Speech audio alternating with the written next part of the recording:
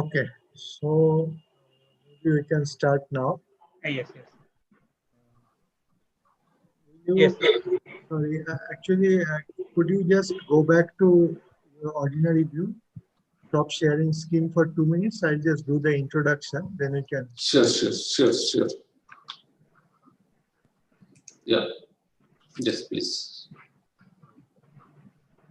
We are happy to have Professor Vikas Das amongst us, and he is an assistant professor in IISER Tiruvananthapuram. Professor Vikas Das did his PhD from Indian Association of Cultivation of Sciences, Kolkata in 2011, and he was a postdoctoral fellow at the University of Alberta, Edmonton in Canada in 2012, and he was also a postdoctoral scholar at Pennsylvania State University in 2014, and then he became assistant professor at IISER Tiruvananthapuram from 2015 till present. So in this seminar, Professor Vikas Das will talk about scoping at nanoscale, challenges and achievements, and he is in the Emerging Nanoelectronic Devices Research Laboratory, ENDR lab in the School of Physics, IISER Tiruvananthapuram, Kerala. And the abstract of his talk is the following, that incorporation of dopants either as impurity atoms or charge carriers efficiently in semiconducting material at the nanoscale is an open challenge. It is also mandatory to tune their connectivity. A few of these challenges are the self-purification effect, atom size mismatch, and non-uniform distribution of dopant impurity ions. There are strategies to overcome these issues independently. Will be discussed in this lecture explicitly. Alternatively, there are methods to dope nanomaterials with the desired charge carriers without directly incorporating impurity atoms inside the host quantum dots. And Professor Vikas Das will introduce these techniques briefly at the end, which is a hot area of research nowadays. Okay, so with that, I leave the dais to Professor Vikas Das, IISER Tiruvananthapuram, to give us his erudite lecture. Thank you for this long introduction. So I will first share my screen, and then I will start speaking.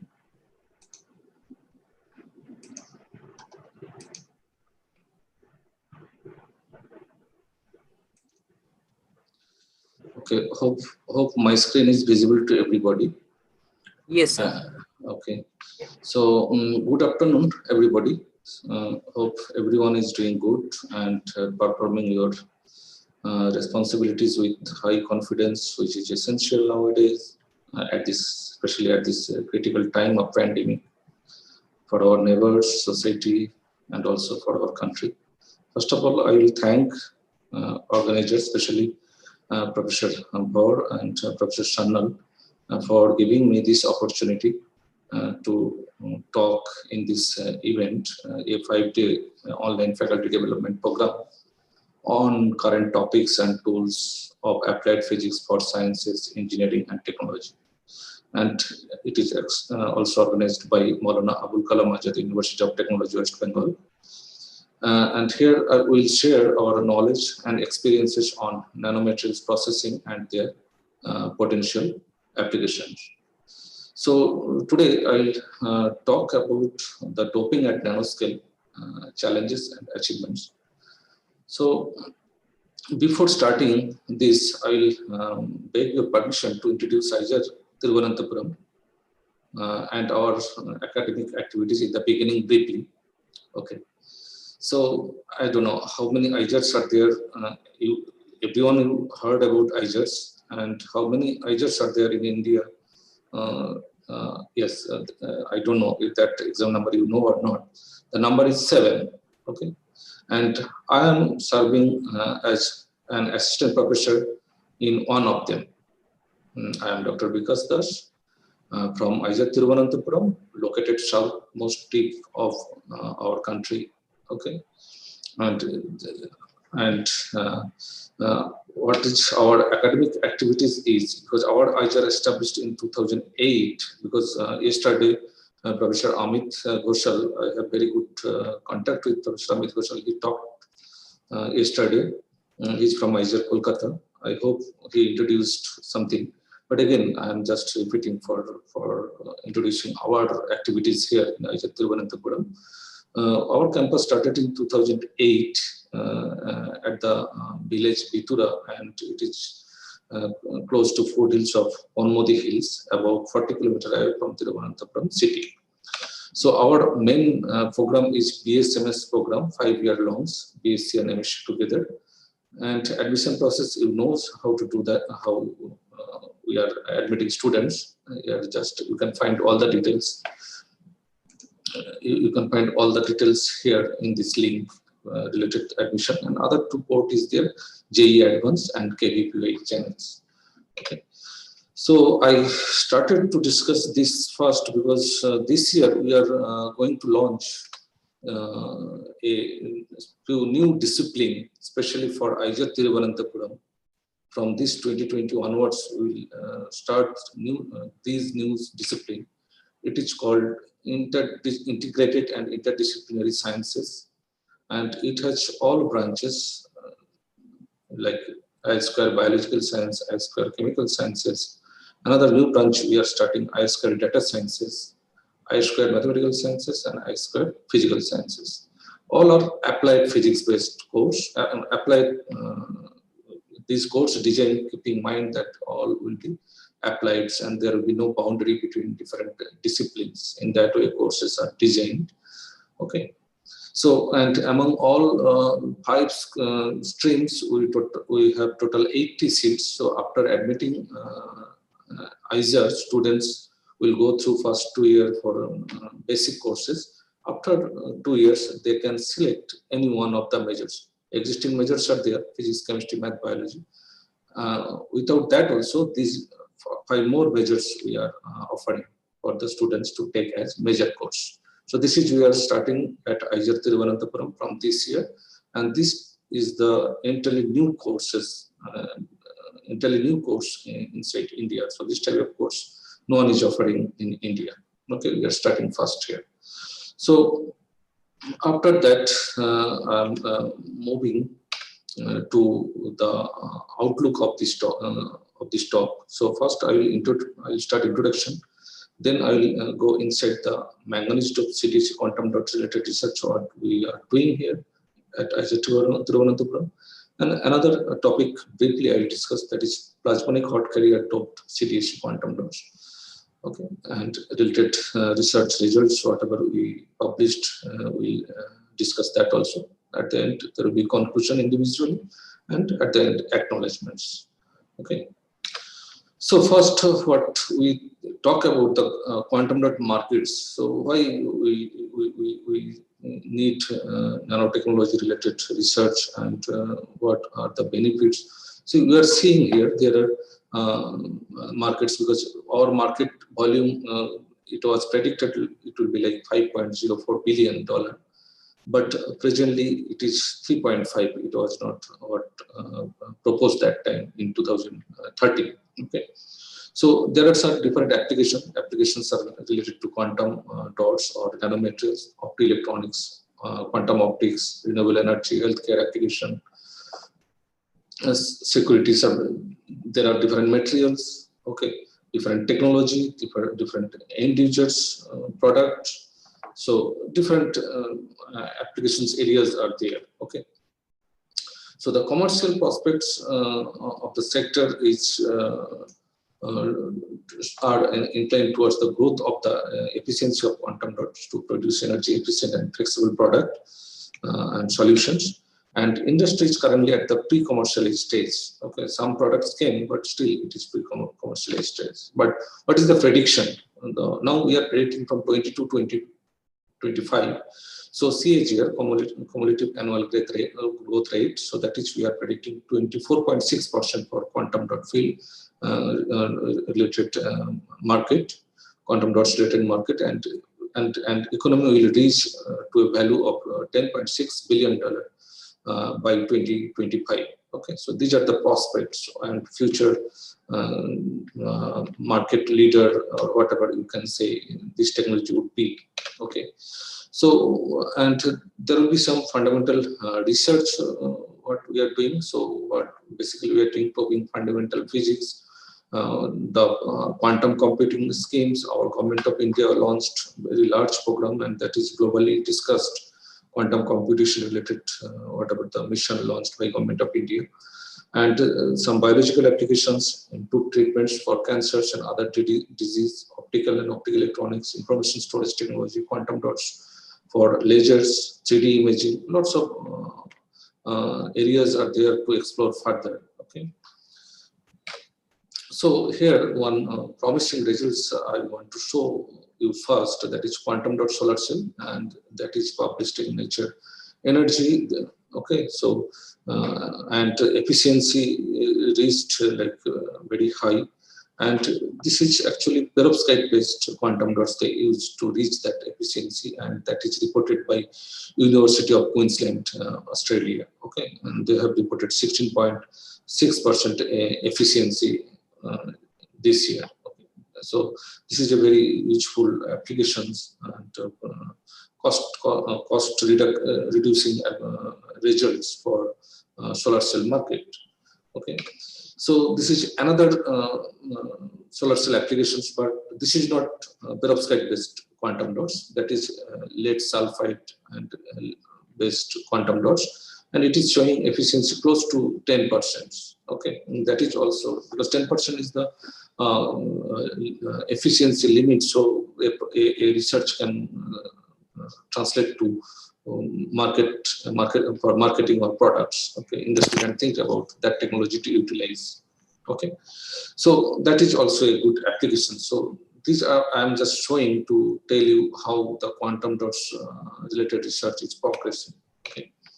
So there is, because in the topic I mentioned doped at nanoscale. So here you can see this is a solar cell, and DAY-2 titanium dioxide and cadmium sulfide based heterojunction based solar cell, and cadmium sulfide are actually doped by manganese. Okay, and that manganese is actually helping to transport electrons. You can see how this is, because that auto-ionization of manganese in quantum dots will play a major role. And after auto-ionizations, the carrier will be there inside the CDS, and that carrier will be easily transferred to the titanium oxide and to the next electrode. Okay, optically transparent electrode OTE. So in that way, this kind of impurity doping in quantum dots will help to boost the efficiency of quantum dot solar cell. So there is a very recent report. This is called another application. So that is called full color quantum dots photodetectors. So you can see it is like the printed quantum dots on flexible screen, and it can detect a full range of lights, like visible to infrared. And this kind of devices reaches efficiency or for photodetector, especially called photodetectivity, that is they are reaching 10^17 joules, and that is very high, very high.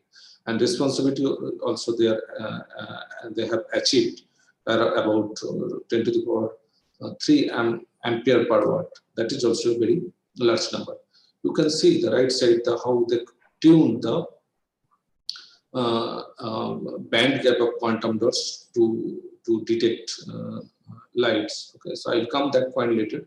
You can see the absorption peaks is varying from like 1300 nanometer to like 400 nanometer peak position is appearing. So the entire range is used to utilize their property to design photodetectors. So that is a couple of months back published in Science Advances, which is also a very promising findings. So another important thing is the transistor. Transistor is everywhere. So that is actually called the cornerstone of any technology. Transistor is. So quantum dot can be used to design transistors, and that could be flexible transistors or any kind of substrate. So here the device you can see, that is the source and drain electrode. They have used indium and gold. Okay, and that is actually CdSe quantum dot thin film stop. Okay, And using that, they have reached the mobility of that quantum dot thin film about 27 centimeters square per volt second. That is really, really high value, okay, for quantum dot solids, especially CDs. I will come later why that 27 centimeters square per volt seconds I am calling very high or large number.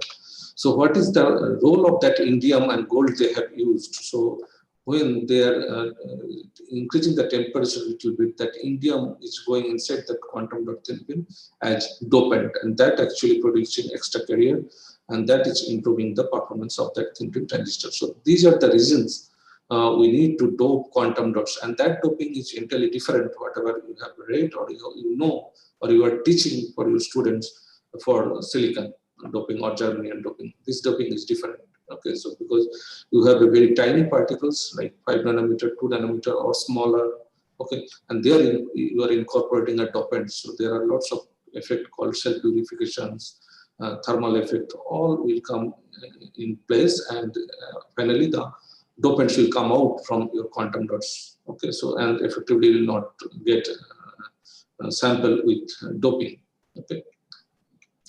So these are the reasons. So now we are talking about quantum dots or nanomaterials. So what is that quantum dot is? So here we can go back to our textbook. So where we have seen the density of states and effective density of state for different systems. So if system has 3 degrees of freedom x, y, z, so we can see the density of state proportional to the square root of E. Okay. If we restrict one dimension and we make them as a like 2-dimensional slab, so then density of state will be proportional to the energy. Okay, and again, if we stop flowing electron in 2 dimension and we'll restrict in 1 dimension like nano rod or nano wire, so then the density of state will be proportional to the inverse of square root of E. Okay, but if we restrict all the particles inside a box, so all 3 dimensions are restricted, that is called box. In that case, the density of state actually the proportional to delta of E. Okay, so in that way, all these 3-4 systems, if we draw the density of state energy, how it looks like, so it will be looks like this. Okay, so in case of box, what will happen? The energy peak energy will be like not a band, that will be like a line. Okay, so and that's why we call quantum dot as a quasi atom. Okay, so that's why if we restrict the carrier's freedom degrees of freedom from all 3 directions, so that we can call as a quantum dots. And in that case, the density of states for the carriers will be restricted, and that will show atomic energy line, atoms like energy lines. Okay, so we will not see the band. We'll see the energy discrete energy levels. Okay.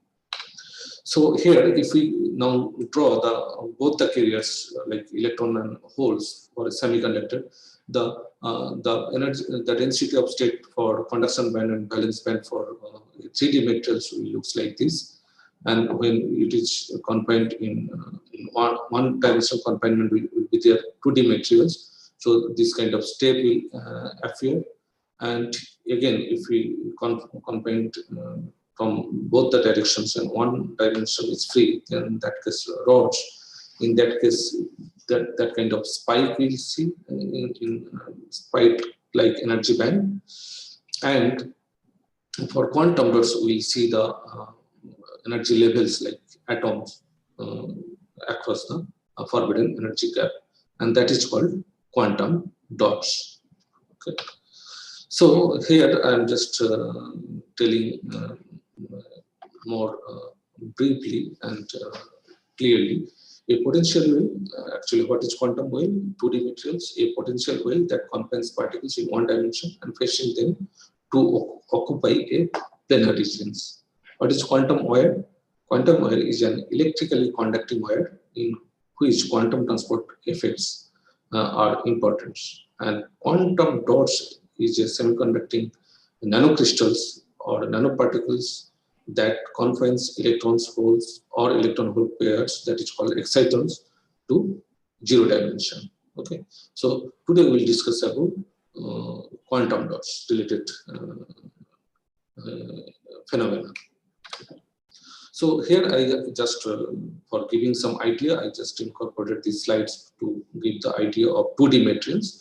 Now lots of research is going on related to 2D materials, different types of 2D materials available nowadays. We are also working with 2D materials.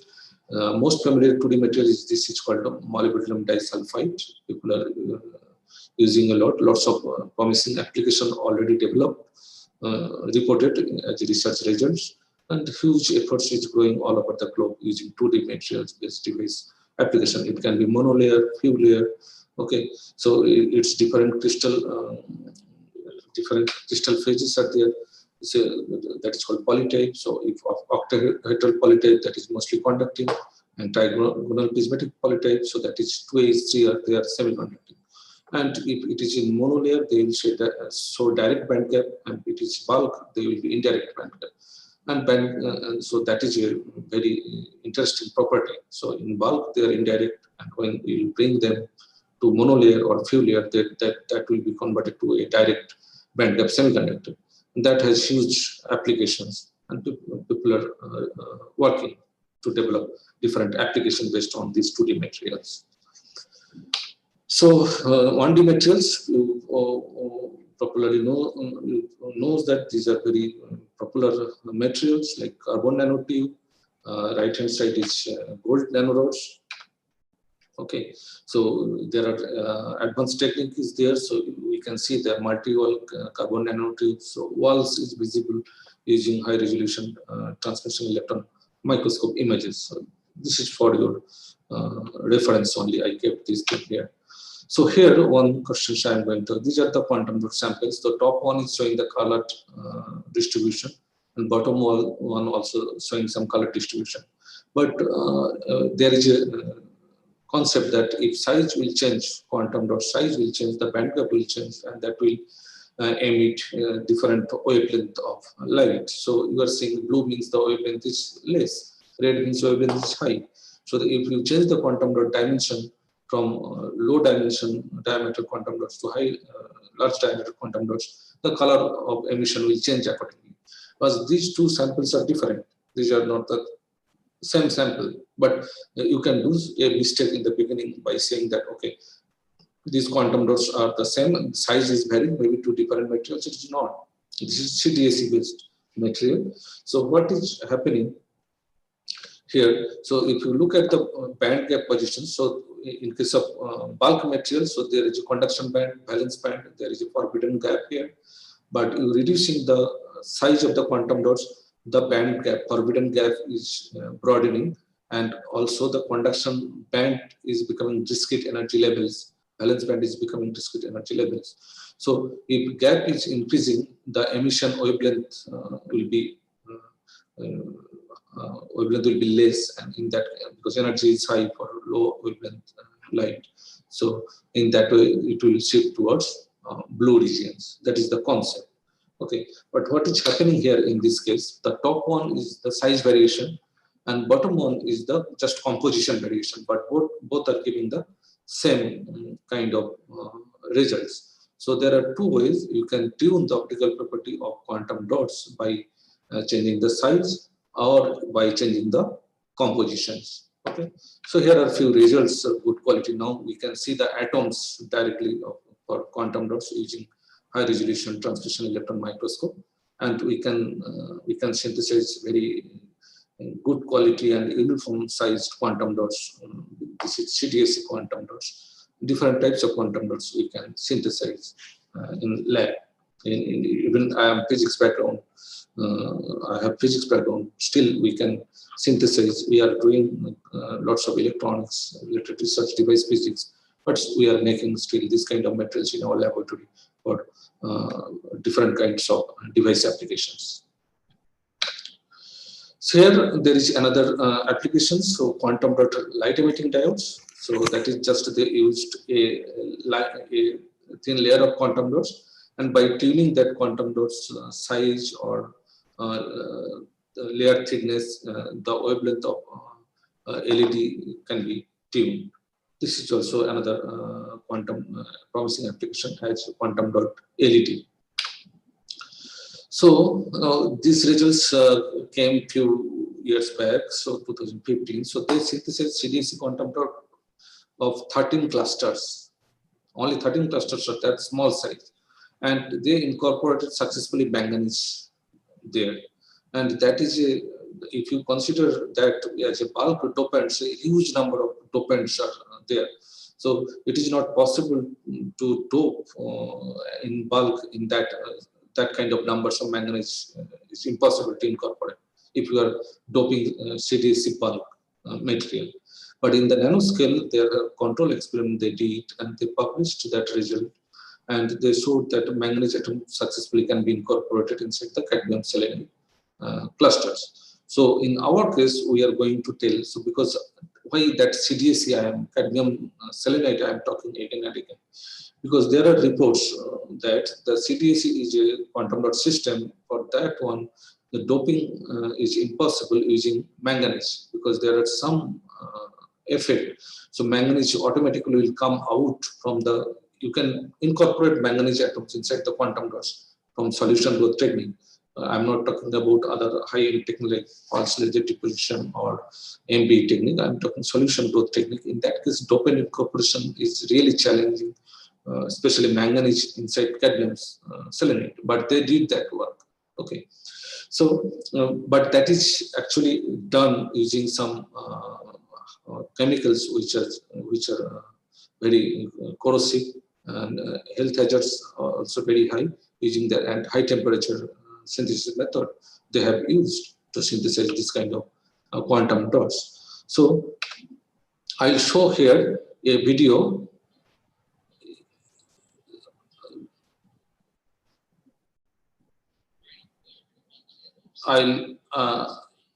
This is a synthesis protocol of CdSe quantum dot. I kept that video here to show you how people are synthesizing quantum dots in laboratory. Is the video audio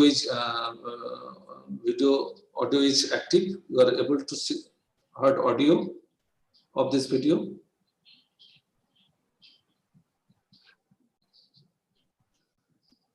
Professor Sanal, audio is not active. I can't. Okay, audio is not. Okay, okay. I can only see the video. Okay.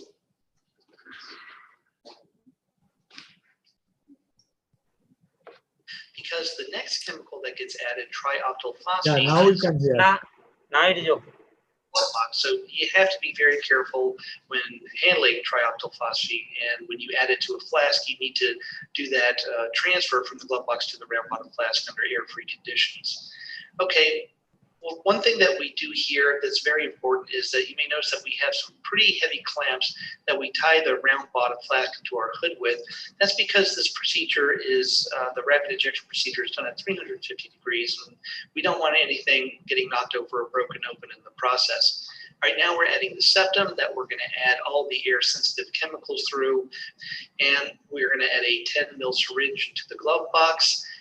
And concerning the glove box, this is a good point in time to just state that if anyone watching this video wants to repeat what we're doing, but you don't have a glove box, or if you don't know what a glove box is, you should not be doing this. The chemicals we use from here on out are actually really quite dangerous.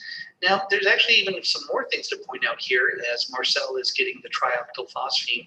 TOP is actually very damaging to the glove, so you can't let a single drop touch the gloves. It'll burn a hole through it.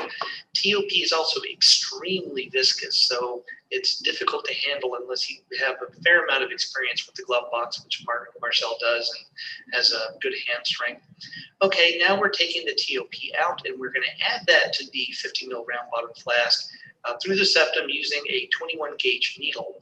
Now, the reason that's important is that that does not damage the septum such that we can pull vacuum on it. So we're heating this up to 100 degrees and pulling vacuum, and that is going to effectively degas the solvent of any air, water, residual acetic acid and whatnot from the cat acetate.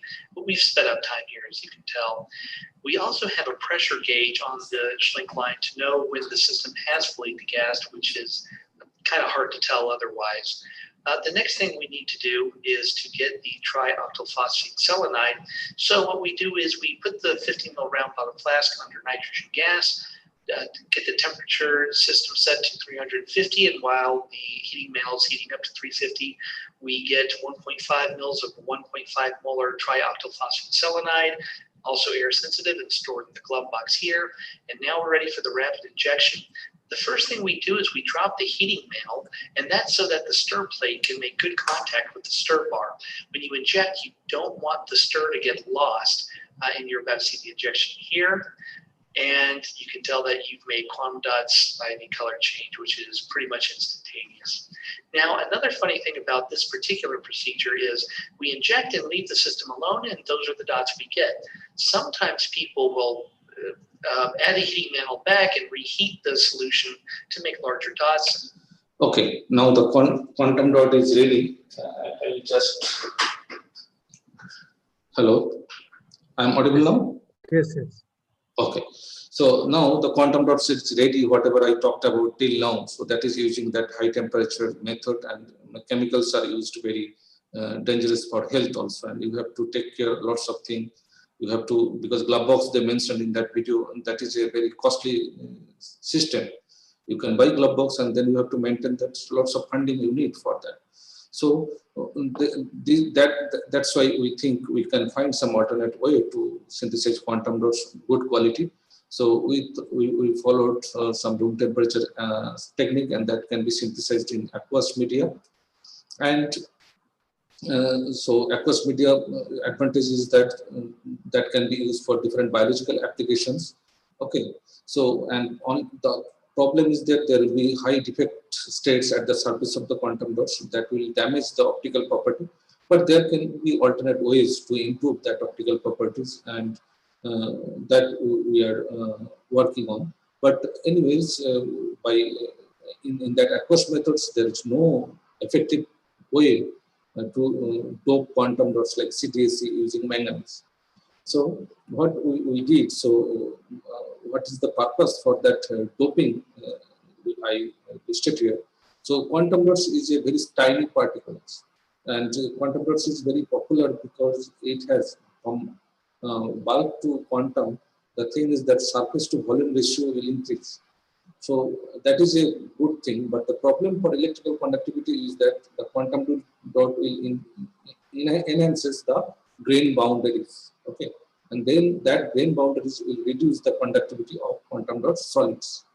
That is not like a solid. That is quantum dot solids, and there are nano grains, and nano grains has boundaries, and that boundaries will restrict the carrier flow. So that's why the conductivity of quantum dot spin will be less if you are making nano. And what will be the advantage of doping? So doping will enhances the occupation of fast two electronic cells like 1s and 1p. So non-aqueous colloidal chemistry based or PLD growth is, I told earlier, it is very familiar, but we have to develop some cost-effective technique so that can be used for different kind of low-cost applications related research we can do, and product can come in the market. So our approach here to dope CdSe quantum dots during synthesis in aqueous media, we are using some chemicals that is not any pyrophoric, or there is no that much health hazards.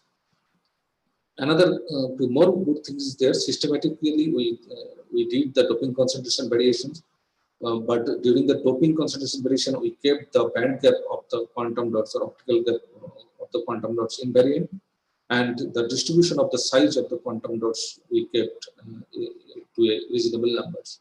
So you'll be familiar, or if you attend different conference, people will tell quickly, okay, with doping we change the band gap. But how the band gap of material can be changed? Band gap is the material property. If you reduce the size, that will be broadened, or if you increase the size, the band gap will be reduced. But for a particular material, how we will change the band gap with doping? It can be said that the overall system has a band gap less, but we cannot tell, okay, here I am incorporating manganese inside CdSe. By incorporating manganese, if I tell I reduce the band gap of CdSe, that is wrong. That is not correct. Okay. So what we are doing here, by incorporating manganese inside the CdSe quantum dot, we are actually inducing some defects level inside the forbidden gap of CdSe quantum dots. So there will be energy levels available inside the forbidden energy gap. So that we proved effectively. Not with this work. I will at the end I will discuss and I will tell you how easily we can prove the defects level of a semiconductor. Okay. So this is the synthesis method. I am just skipping. I am not telling that much. So some precursor, cadmium precursor and manganese precursor, some acetate salt we used. And for this is the synthesized quantum dot solution in our laboratory. And for selenium precursor, we used some selenium precursor. We used sodium selenium sulfide prepared in our lab that is used for selenium precursor.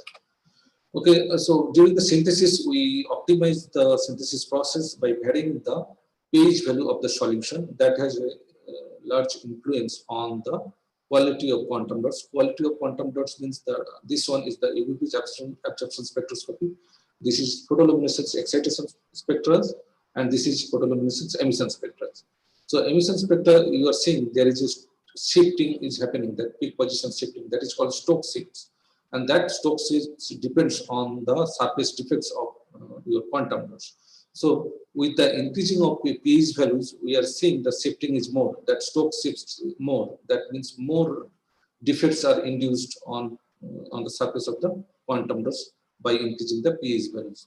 Okay, but later we found that if we irradiate that quantum dot samples with microwave irradiation, that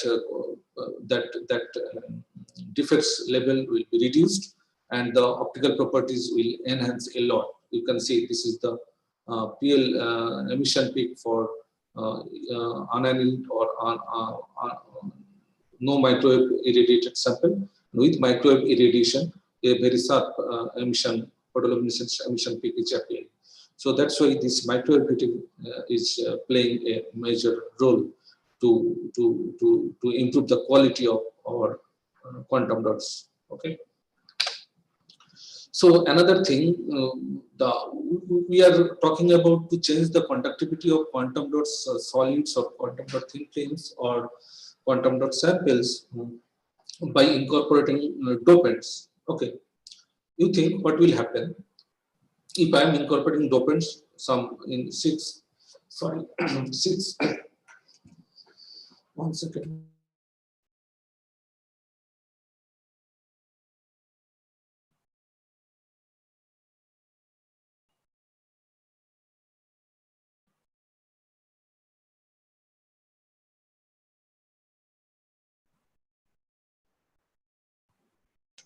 Sorry for the interruption. So you think about if I am preparing 6 samples with varying doping concentration, and parallelly, if the size will change, what will happen? I cannot tell, okay, that changes is happening because of dopant. The conductivity jump, what I am talking about. If size is not constant. So my challenge was there to keep the size uniform among all samples. I have to vary the doping concentration. What we did, we kept the doping concentration as low as possible, and we kept the size uniform. So later, if we measure the conductivity, and if we find the conductivity is changing, so we can tell, okay, see, the size of the quantum dots remains constant. So there is no size effect on that conductivity jump. Okay, what we are seeing, whatever the changes we have seen, that that changes whatever we have seen because of dopant. So this is the most interesting part of this work. So we did the conductivity tuning of quantum dots by dopants only, without changing their optical property. Okay. So this is just a protocol how we varied the doping concentrations and composition of the quantum dots. That, but from the absorption peak, we calculated the size of the quantum dots. That is, we found about 5.1 nanometer. For the study, we did using FTIR, powder XRD peaks are brought, so quantum dot formation is confirmed. So we did ICP AES measurements from IIT Bombay. There also we found nice dopants numbers in our sample. So all these results supports that we are effectively incorporating manganese inside the quantum dot, CdSe quantum dot, using a very cost-effective method in aqueous media. Okay. And that is in room temperature. We don't need to do any heating effect. So how we calculated the size of the quantum dots was what I told before, 5.1 nanometer. We used that equations, and in that equation, so this is the top plot. From the top plot, we are getting the energy E, the energy of the first excited states, and using that energy bulk and band gap, then effective mass of the electron, effective mass of the whole, the dielectric constants, we calculate the radius using these equations, and we found that is 5.1. So, and that is, there may be something wrong. So that may not be the exact size what we are talking about. So later we perform the transmission electron microscope. We are seeing very nice distribution of our quantum dot size, and the crystal phase, like we found like 3.5, that is hexagonal cubic, whatever. Diameter of synthesized quantum dots we found from top plots 5.1, and from that transmission electron microscope we found that is close to 5 nanometer. So we are concluding the size of our quantum dots is 5.1 nanometer. That is confirmed in two ways, using UV spectroscopy and transmission electron microscopy. We did X-ray photoelectron spectroscopy to study the dopant is there inside the quantum dots or not. You know, the XPS can be done in solid state, so we prepared solid state thin film of quantum dots, and we did the XPS study, and we found the manganese peak in our samples, and that is another evidence, strong evidence for manganese incorporation inside our samples. But you know, the manganese is like a magnetic material, so people will ask, why you are doping manganese to improve the quantum dots thin film conductivity? Because it is manganese or whatever, because manganese is a good transition metal. So if something you can incorporate inside the quantum dot, what will happen due to the quantum confinement effect? That impurity atom will be ionized. That is called self-ionization effect. Due to that self-ionization effect, the manganese will be ionized and extra electron will be generated. If someone wants to study the magnetic property of this kind of material, that is called you can do that. We have not done any magnetic study for that kind of materials. We did only electrical study. So for thin film fabrication, what we used layer by layer deposition techniques, and from that we are seeing the nice film is going with every layer, multiple layer, whatever the thickness you want, you can deposit. And the thickness we measured, it is giving like 98.6 nanometer, and that is nicely matching with the layers and diameters of the quantum dots. Okay, so in that way, it confirms the quality of our thin films, quantum dot thin films. So then we did electrical measurements. Just you can see the glass device structure is glass, indium tin dope, indium oxide, on top of layer by layer deposited cadmium sulfide selenide and aluminum top electrode. This is just like a crossbar device architecture, and using that device we measured the conductivity for all 5 samples, and we found the highest conductivity for the sample with highest doping concentration. So to study the mechanisms why the conductivity is jumping, so we did some fitting work with theoretical models available. So that is called Poole-Frankel effect. So we did Poole-Frankel fitting of our experimental results, and Poole-Frankel, you can see from the equations, it is that like that bias induced biased induced thermal ionization of the impurity atoms will happen, and that we are seeing because it is not like a thermal ionization.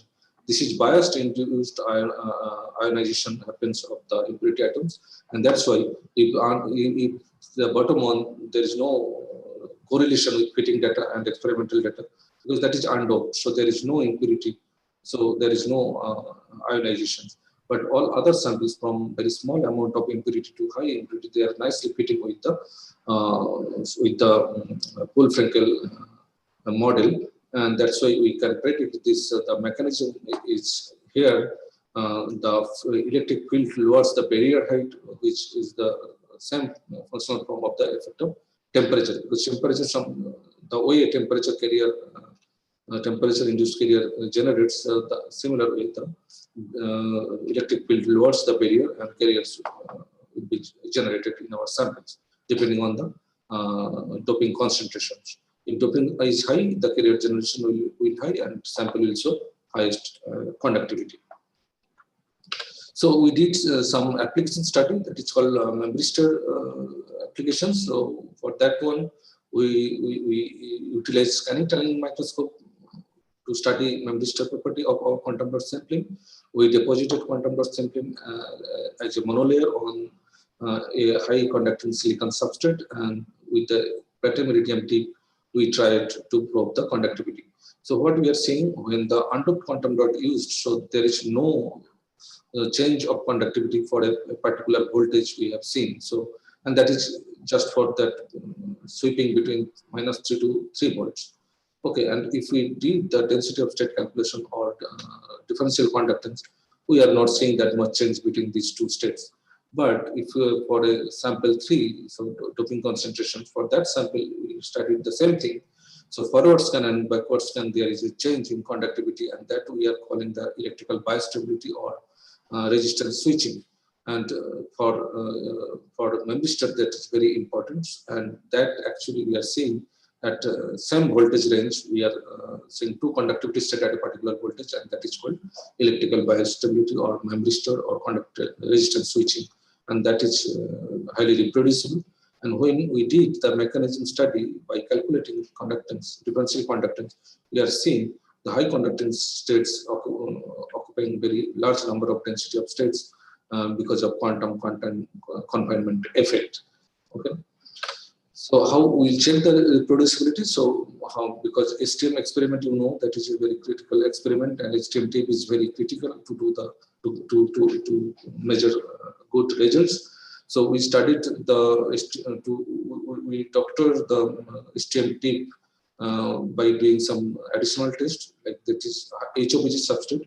We are clearly we are able to see carbon atoms clearly, and that are hexagonally packed for HOPG substrate, and that measurement done in ambient, in room temperature, whatever the ambient system, and we are able to see the HOPG topography nicely. So now we can confirm that tip is good to go for next set of experiment. Additional precaution we take, we did same STM study on gold substrate. We are getting nice gold topography. Now our tip is ready for the final measurements, and that tip is used to study the Memristor IB measurements for our monolayer CdSe thin films on silicon substrate. Reproducibility test we did because different location of the sample, we did the IB measurements by placing the STM tip, and we got reproducible results. Okay. So this is the first part of our talk today. So in this portion, what we can conclude, the conclusion is successfully we can synthesize high quality manganese doped CdSe quantum dots in aqueous medium by avoiding self-purification effect, what is predicted earlier in Nature journal, that we can avoid using this simple technique. Okay, so controllable doping concentration we have, keeping size constant. The defects level of the quantum dot we can minimize by a mild microwave irradiation, which is not standard technique. Okay, so charged capping ligands helps to fabricate layer by. So we are keeping a desired charge on quantum dot surface, either positive or negative, whatever, and that can be used later as a electrostatic attraction force center to grow quantum dot thin films. So what we did, doping mediated huge conductivity enhancement also we observed. So and doping also induces robust memristor switching property in quantum dot thin films, which we measured using current time microscope efficiently, and fitting with transport mechanism like Wolf-Frankel effect, we are seeing the dopants, whatever incorporated inside the quantum dots, they are ionizing easily under the bias without any temperature change. Okay, so these are the conclusions for this first portion of our talk. So next portion is like the work, the title of our paper we called Platonic hot carrier induced photosensitization of quantum dots, CdSe quantum dots, and the role of phonons. So you may find in literature, so plasmonic hot carrier injection, that kind of thing. But what is the role of phonons for that plasmonic carrier hot carrier injection inside the semiconductor? So there is no study. So we studied this technique using a very useful tool or technique. We can call this as PhotoAssisted tunneling spectroscopy. So that is actually scanning tunneling microscopy measurements, similar whatever we used earlier under light illumination, and we kept our samples, whatever we use CdSe quantum dots here, that is on plasmonic substrate. So plasmonic substrate, if we talk about, mostly people think about some metal substrate, and that has some periodic pattern of metal regions, roughness, and that will show some plasmonic effect. But here we have seen some plasmonic effects induced by a semiconductor like silicon substrate. That also we reported in this work. So what is we measured here is that we deposited quantum dot thin films. Okay, so that is, these quantum dots are different. One additional step we did here compared to our previous work, we prepared quantum dot inks. So quantum dot ink is actually highly condensed quantum dots in a small volume of solvents. Okay, so that we used for this study. So we selected two types of substrate. One is E-beam deposited gold on silicon dioxide substrate. Roughness is very low, very smooth surface of gold. And another one is we used N-type silicon, high conducting silicon. On top of that, we deposited monolayer cadmium selenide quantum dot film. Now, after doing that, we went to do for a Raman study. Okay, Raman spectra to record. So I asked my students, okay, you go and take some Raman spectra, how it looks like. So see, for instance, you started measurement of Raman senses, saying, sir, there is nothing good results. So all our peaks are coming very bold, and that is not located, whatever people reported earlier. Some of them matching, sometimes it is not matching in that way. I said, okay, we sit together and we'll discuss what is happening one by one. So we started discussion like that way. Okay, which substrate you used to tell me first? So she told one time she went for gold and one time she went with silicon. And both times the results are not matching. That's why she is not interested to tell me, sir, I got interesting results. So when we clubbed these two things, we found that the sample is same, CdSe, on the substrate is different. And by changing the substrate, the Raman peaks are shifting here. So the bottom one, whatever you are seeing, that is the standard literature value. People are reporting that kind of thing. That is called longitudinal optical phonon modes for CdSe. That is normally appearing at 211 centimeter inverse or plus minus some 1 or 2 nanometer. And there will be another yellow mode, that is cadmium sulfide, because we are using thio molecule to cap the quantum dots. That actually giving some cadmium sulfide at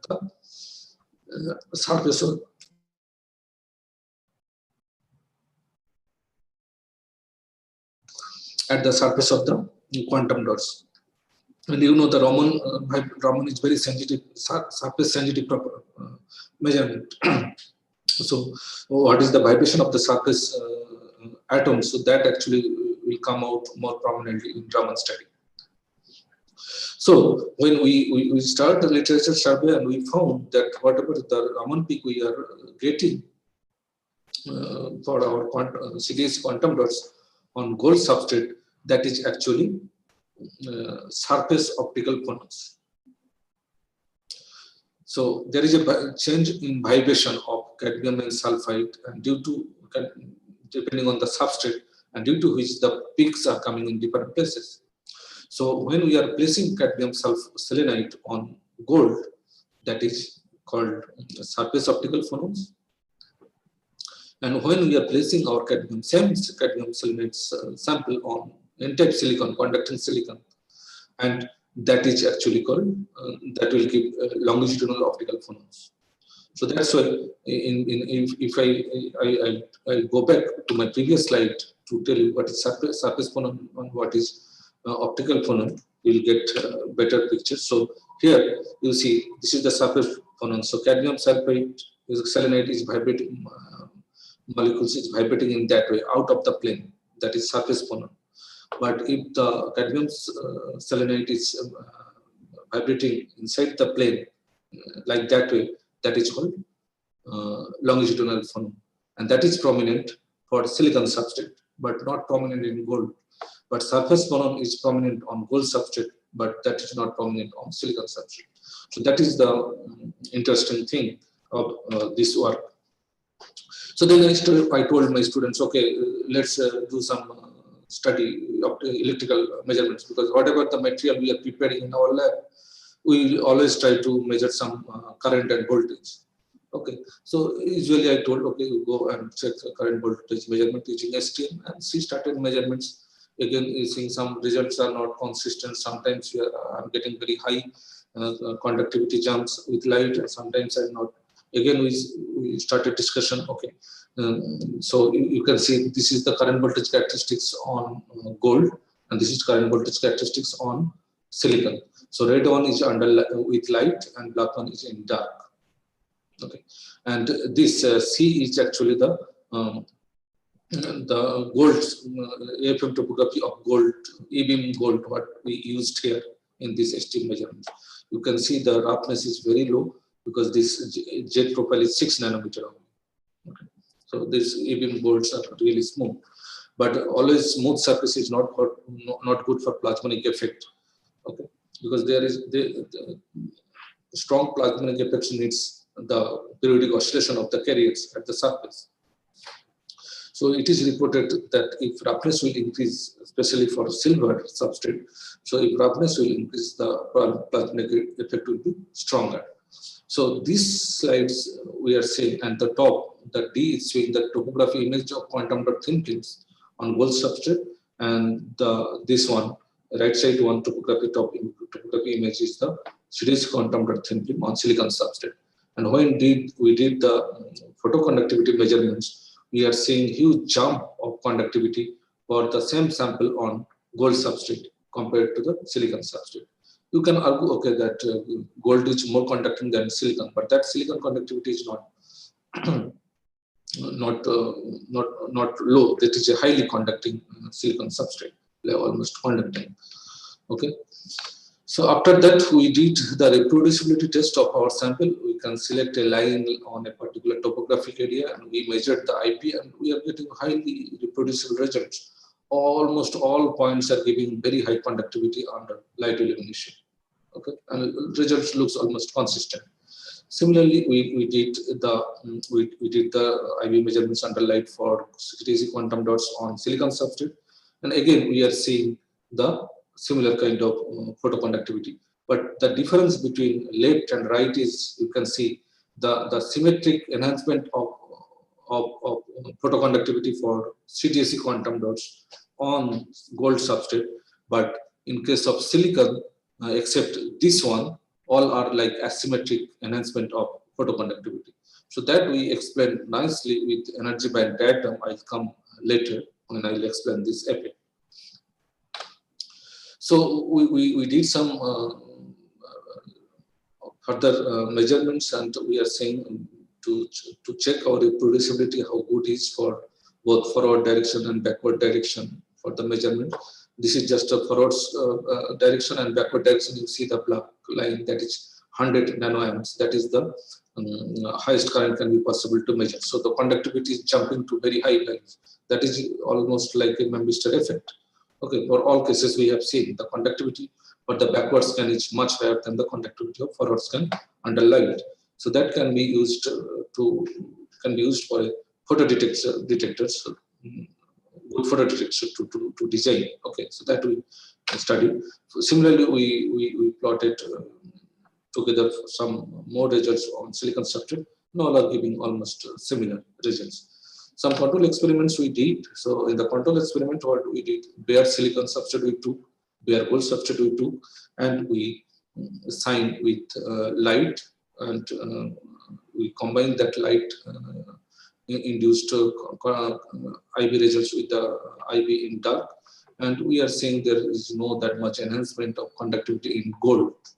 This is dark and light almost same. There is no change of conductivity under STM test. But in the silicon, because silicon is there will be some light effect, so that's why we are seeing some conductivity jump. But that is not whatever we have seen by coating with silicon, coating with CdSe quantum dots. Okay. So next, we studied the mechanism by plotting the differential conductance, and that is also called LDOS, local density of states, just taking differentiation of the current with voltage, measured current with voltage in that way. So in the dark, we found the band gap is around 2.35 electron volt. But with light, when we plot the density of state, we are seeing, if we call this is the band gap, we are seeing lots of peak, and this is the straight line, means that is saturating to 100 nanoamps. That's why it is like states are there. So there are lots of peaks we are seeing inside the band gap. What are these? We started discussion. Okay, but that peaks is not that much prominent for silicon samples. So I'll come to the next slide. So what we predicted that, okay, so this is not the band reduction effect. So we cannot predict that this is plasmonic hot carrier induced band decreasing effect. Okay, so that is actually what happening. Hot carriers, so whatever the plasmonic effect is inducing on the gold substrate under light, that is actually dissociated easily due to the phonon vibration of CdSe quantum dots easily, and that plasmonic hot carriers injecting to the quantum dots defect states, that is actually located inside the forbidden energy gap, and due to population of that defect states by the plasmonic hot carrier, we can see this peak. So this is the basic physics behind the plasmonic hot carriers induced doping of semiconducting quantum dots. So how we can check this result is how good or how reproducible. We did lots of measurements. Here you can see the counts. That count means number of measurements. Lots of measurements, and we plotted all the data, and we clubbed together, and when we plotted, we found a Gaussian kind of distribution, and from that peak positions, we tried to calculate the band gap, and we are again close to 2.35 electron volt, and when we plotted all data under light, again we are seeing that kind of bandwidth. It is like 0.8 electron volt gap is there, but that is not gap. That is actually field defect states that is showing peak, and that's why we are calling this as like a effective band gap, and that is appearing due to the plasmonic hot carrier doping effect. So this is the energy band diagram. How I can explain quickly from this energy band diagram. You can see this is the gold substrate, and there is a positive and negative charge, and their oscillation actually across the surface is known as plasmons. And these plasmons, when combined with the phonon vibration of CdSe, so that actually dissociated to a electron and hole pair. So you know the electron can go only the conduction band. There is no sitting place for electron at the valence band. And okay, so and hole can go only to the valence band. There is no space for hole to the conduction band. So when that kind of hot carriers will generate due to the dissociation, that is called non-radiative dissociation of plasmons, that is resulting actually hot carriers, electron and hole pairs. So that will be injected inside the quantum dots. How? So for this energy band diagram, if you think about, okay, we are applying. So this is gold substrate, CdSe quantum dot, and this is platinum iridium STM-T. When we are applying a positive bias, so T is actually collecting electron from CdSe. Okay, so that electron is coming, whatever the electron is available in there, on the gold substrate, that electron will be injected to the conduction band position, conduction level, energy level of CdSe. Okay, so here we have shown only the conduction band position. So there may be the defects level inside here. So that is actually we explained in the first diagram. So in the defect levels, electron will be injected, and that will flow in that direction. Okay, so now for similarly for hole, whatever the present here in the CdSe due to the light, because this is the photo-induced carrier generation, so that hole can easily flow from this side to the gold. So all the carriers are there, so they can flow easily, and we can see the large conductivity for positive bias of STM-T. What will for negative? So when we increase the negative bias of STM-T, STM-T will inject the electron to the quantum dots in that way. Okay, and hole can be collected in that way. So again, the hot carrier hole can be injected to the quantum dots to valence level, and that can pass through. So both will give the high current that we have seen in our IV measurements. So both polarity of STM-T is giving very high light response. Okay, but this is the no bias effect. So that is, but if we are using the silicon substrate, this is the silicon substrate, and we shine with light, what will happen? The photo-induced carriers will be there, plasmonic carriers will be there. So if it is positively biased, what will happen? The electron will flow in that way, and hole will flow in that way. And if the plasmonic effect of silicon is not that much, the carrier will be less, plasmonic hot carrier will be less, the conductivity jump will show the less. Okay, in here. But for in this case, negative bias, what will happen? So here we can see that hot carriers can be generated here in silicon in that way. Okay, so the electron can flow, but there is a barrier for hole.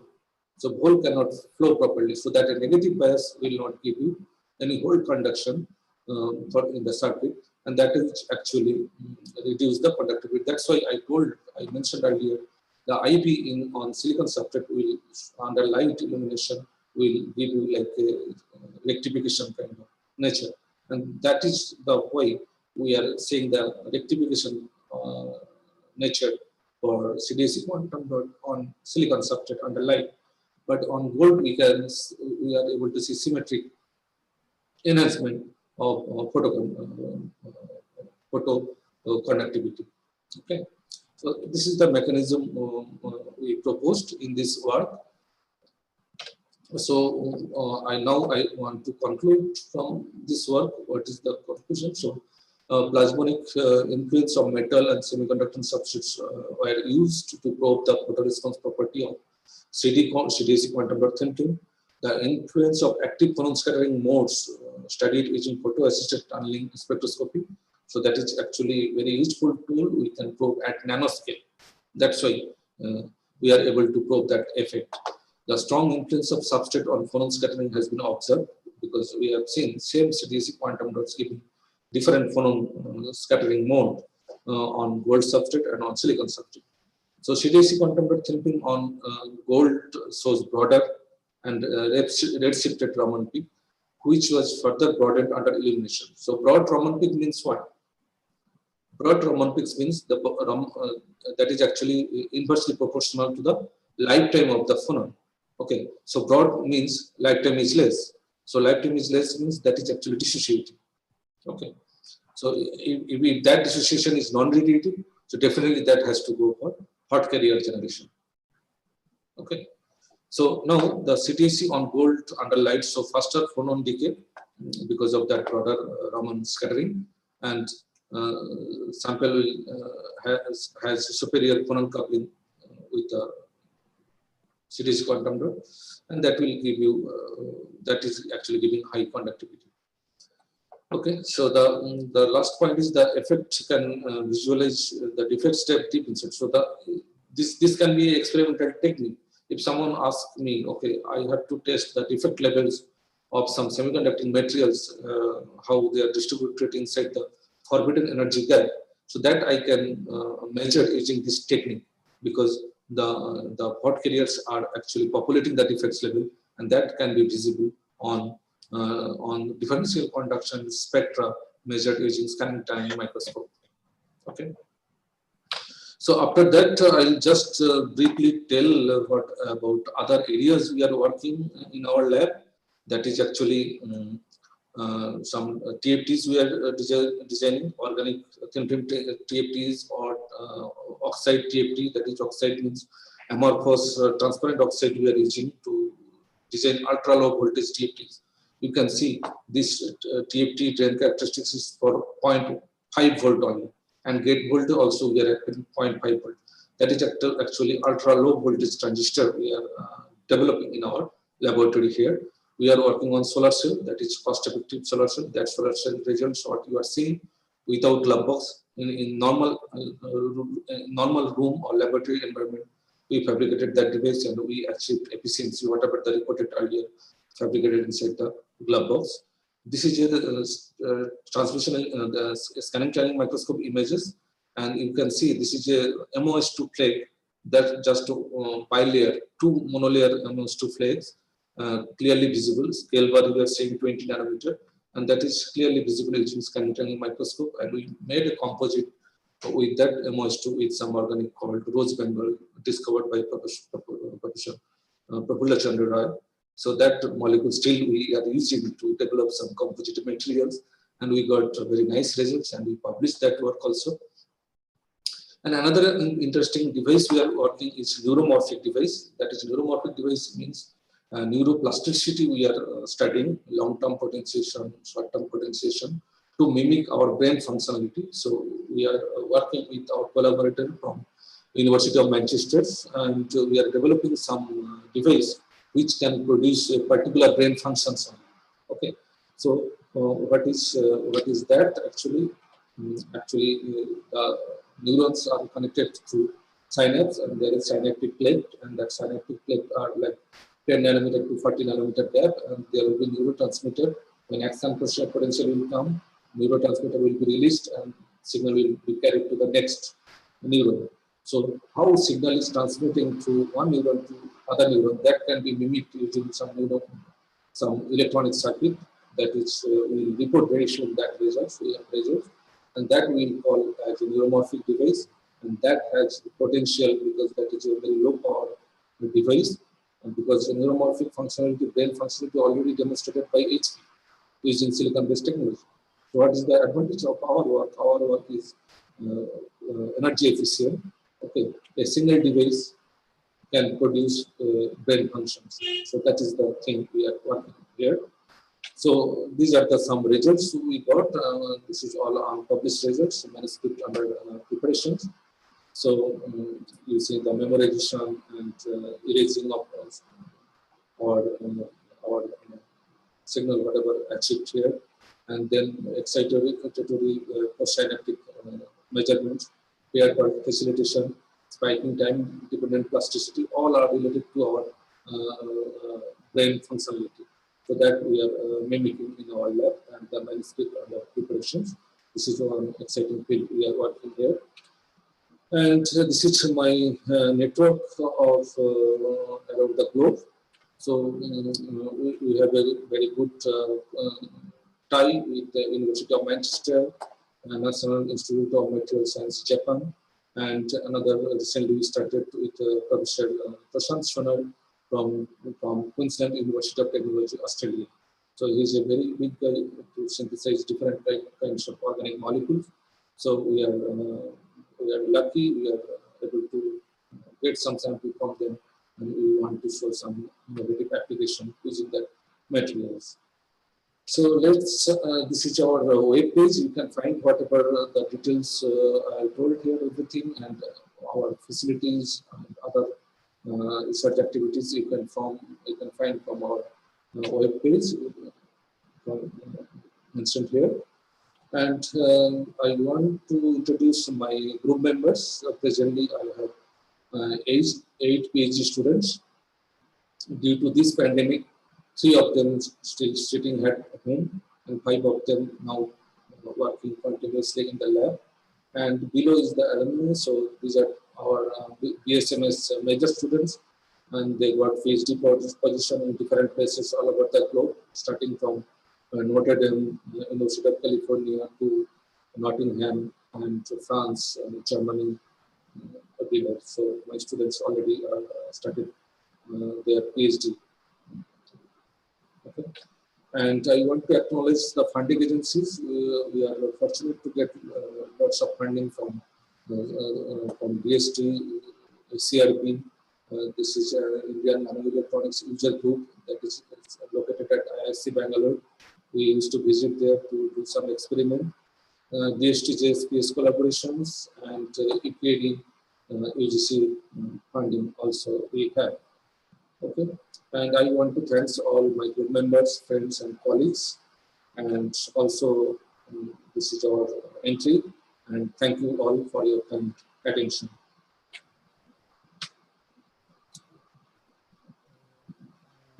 Thank you, Professor Vikas Das, for a very interesting and engrossing talk, and also very informative. So the session is now open for questions. Yeah, I'm happy to answer any questions. Dear participants, if you have any questions or you have any query, you can post your questions by raising your hand or posting it in the question answer section or in the chat box. So this is the question answer section. So all participants are requested that if you have any questions and you want to know any information regarding the topic, please post it in the chat box or in the question answer section.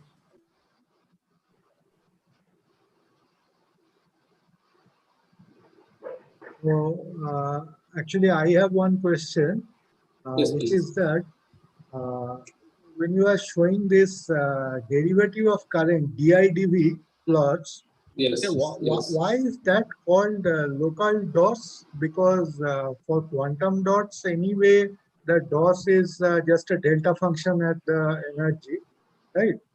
In terms Yes. of energy, so it should always be localized. So why is it called a Yes. local DOS? So local dots, because we are measuring that on some substrates. Okay. So quantum dots, individual quantum dots, we are not measuring. We are placing on some conducting substrates, and we are measuring the currents. So there will be some influence of that substrates. Okay. And that is actually, there is a long equation. So to correlate that DIDV with the local density of states. But that can be converted to normalized density of states also. if we just divide that by V by I. Okay. Professor Ball, you have any questions? No, I want only one question regarding the marketing. Already, Yes, sir. Dr. Yes, sir. Das mentioned that Yeah. there is a demand of 25.6 billion like that within 5 to 10 years about the quantum dots. But where is the Yes, sir. status of India? India is at least a small share is there of India, or we are just seeing that what is the market and we are observing. So now the program is going on, Viva program is going on. Okay. So Prime Minister launched one program, all IITian and all academician all over the globe, whatever the Indians are sitting in different places in US, Europe. So there are different panels. Viva program is going on. And so they are discussing how India can contribute in the industry. Research is going on, but that research is not translating to the industry.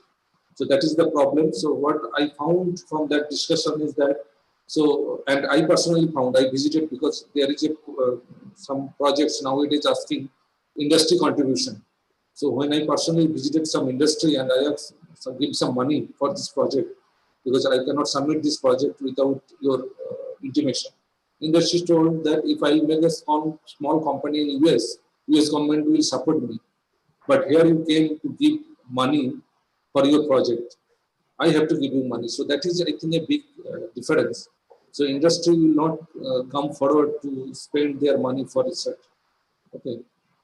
Yeah. So government has to take the responsibility to force industry to join with the research activities. So I know IIT Kanpur, IISc Bangalore, so there is no problem to collaborate with industry. But the institute like us, NIM Institute, when we are going and talking with some industry partnership, they are not interested at all. Okay, so that problem. But there is a hope. Efforts are going on, but the situation is still not very promising for India. But one thing nowadays, funding agency also giving one point that what is the deliverable? Deliverable means, yes, sir, what you will give it to the society. That is the main thing, because whenever we are approaching towards the funding, then we have to keep it in mind that you have to deliver it.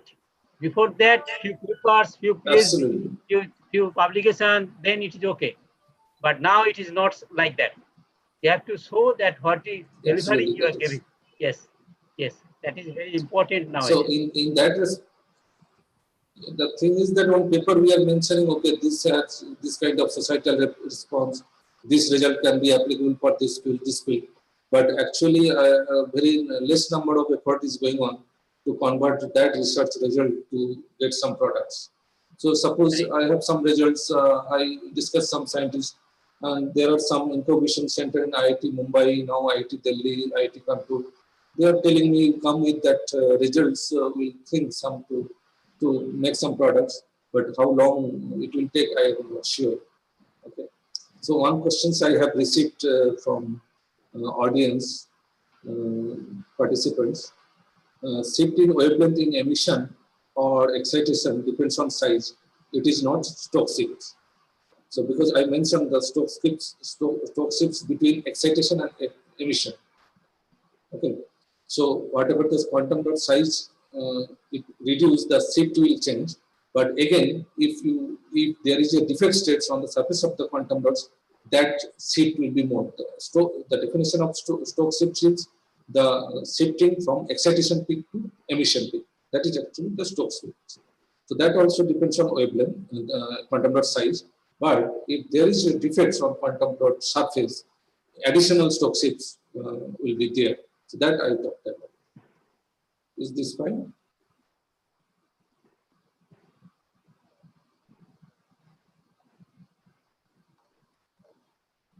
Okay, so And we'll see the chat box if there are any questions. I'll just check. Now, one question I answered already.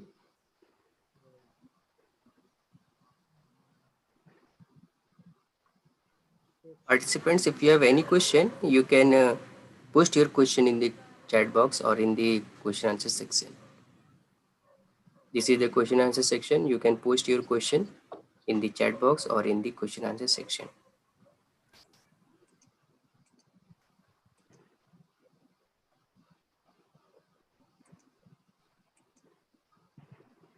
Yes, only in chat box, only one question was there. Okay. Yes. But in question answer, there is no question.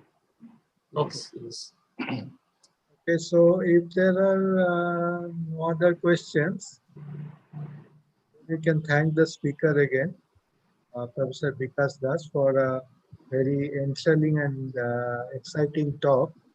And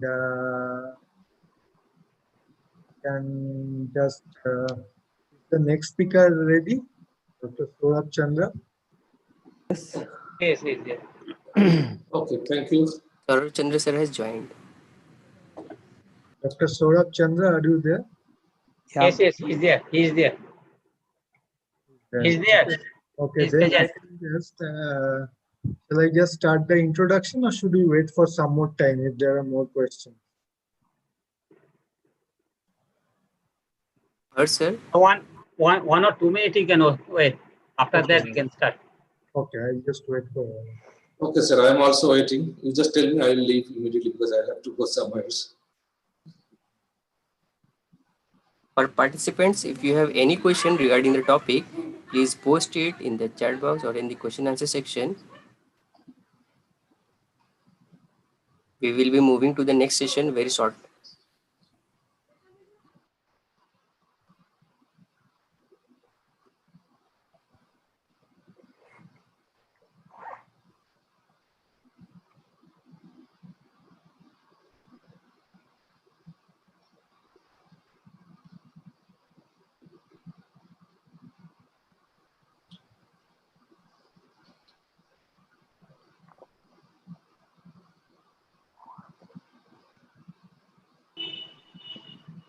Participants may raise their hand or may post the question in the chat box so that we can forward it to our eminent speaker, because we will move to next session within 2 minutes, 2 to 3 minutes.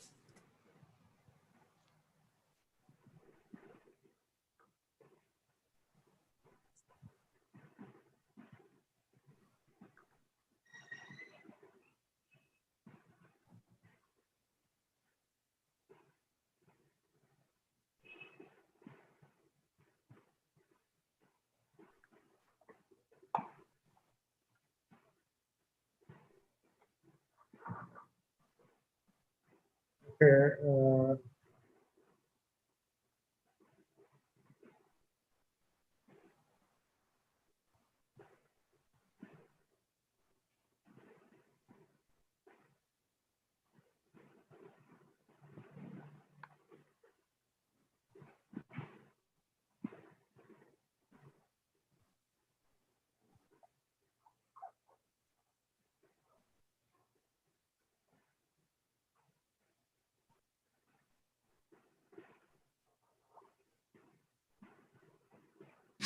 For participants, if you have any question, please post it in the question answer section or in the chat box. We will be moving to the next session very shortly.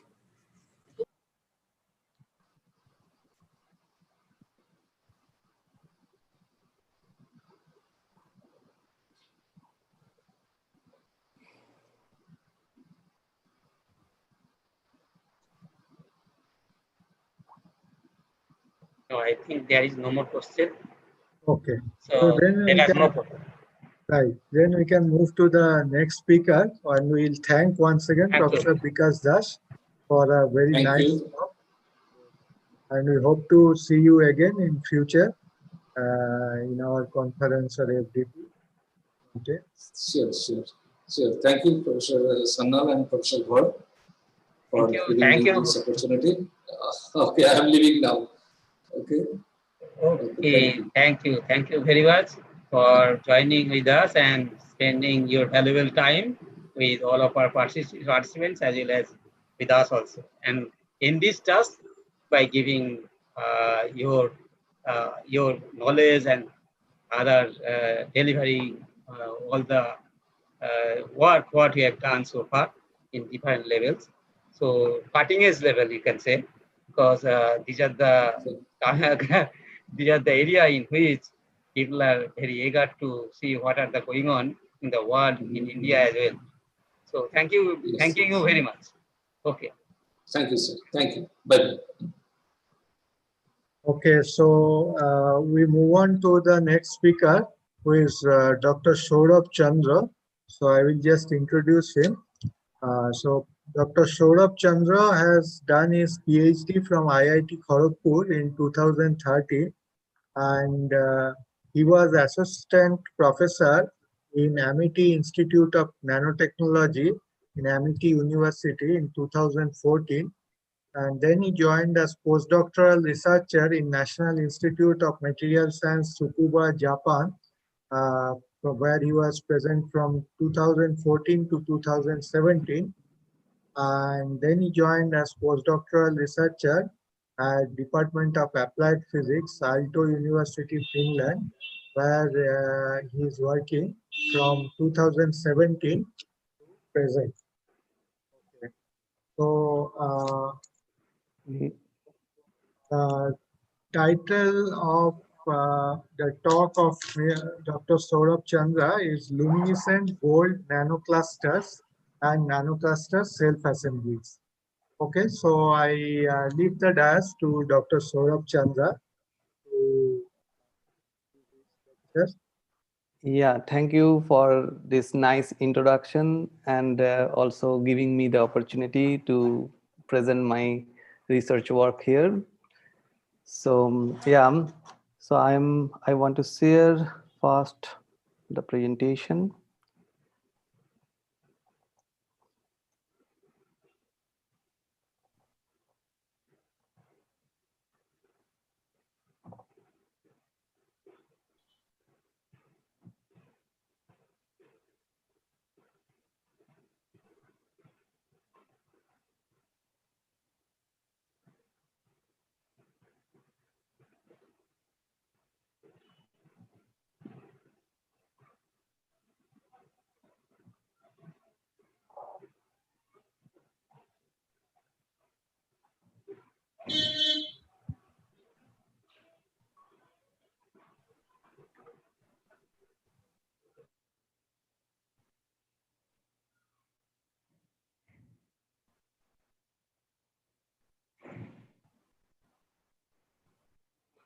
Can you see it? No, sir. No. It is not visible, sir. Yeah. Okay, just a moment. You have to share the screen. Yeah, now it is. Yes, it is coming. Yes. Yeah. So basically, we are not very convenient on Zoom. Here, people are usually talk on Team. So yeah. So now you can see it. Yes. Yes, it is visible, sir. Okay. Okay, so my topic, it is the luminescent gold nanocluster and nanocluster self-assemblies. So I am basically from Department of Applied Physics, Aalto University, Finland. So first, it is the generalized thing that what is fluorescent nanocrystals. So basically, fluorescent nanocrystals can be divided in two parts. So the first one, it is the quantum dots or semiconductor nanocrystals, which is very common, where the photoluminescence property, it is coming from the band gap. So when the particle size is very less, less than 6 nanometer or sometimes less than 5 nanometer, so there is a band gap between the valence band and the conduction band. So the light, it is absorbed, can transfer from valence to excited state, and then due to the transition from conduction band to valence band. So the photoluminescence happen here. And depending upon the particle size, so when the particle size is very less, it is the band gap, it is higher, and therefore the photoluminescence, it is in the blue region. So when the particle size becomes bigger, so the gap, it is lower, and therefore the wavelength, it is the shorter. So from blue to it becomes red, and sometimes it is near infrared region. So that is the common fundamental properties for the quantum dots. But the second thing, which is not very common, it is the metal nanoclusters. So metal nanoclusters, basically they are made by metal, not the semiconductors, but their size, it is very, very less, and sometimes it is in angstrom. And they can also absorb light, and the photoluminescence has been not very common, but depending on the metal nanocluster, it is happened there. And the basic difference between the two things of the semiconductor nanocrystals or quantum dots and the metal nanocluster, that the first one, it has higher quantum efficiency, but most of them are highly toxic. And for the novel metal nanocluster, they are non-toxic, but the quantum yield, it is not very good. So they are very poor.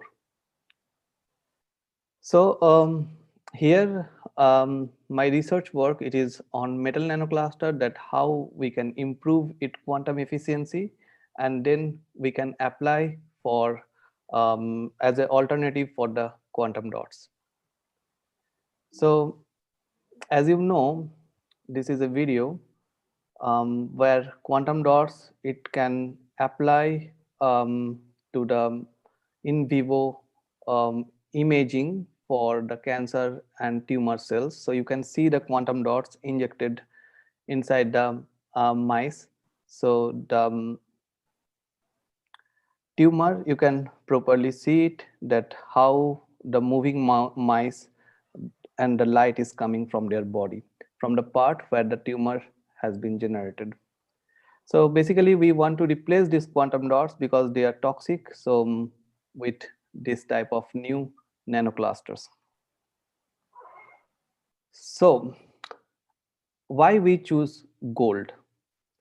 So basically, as you know, this is the bulk gold metal, and gold it is very popular because of its high biocompatibility, extreme ductile, most metallable element, and resistant towards oxidation and corrosion. So they are very stable actually.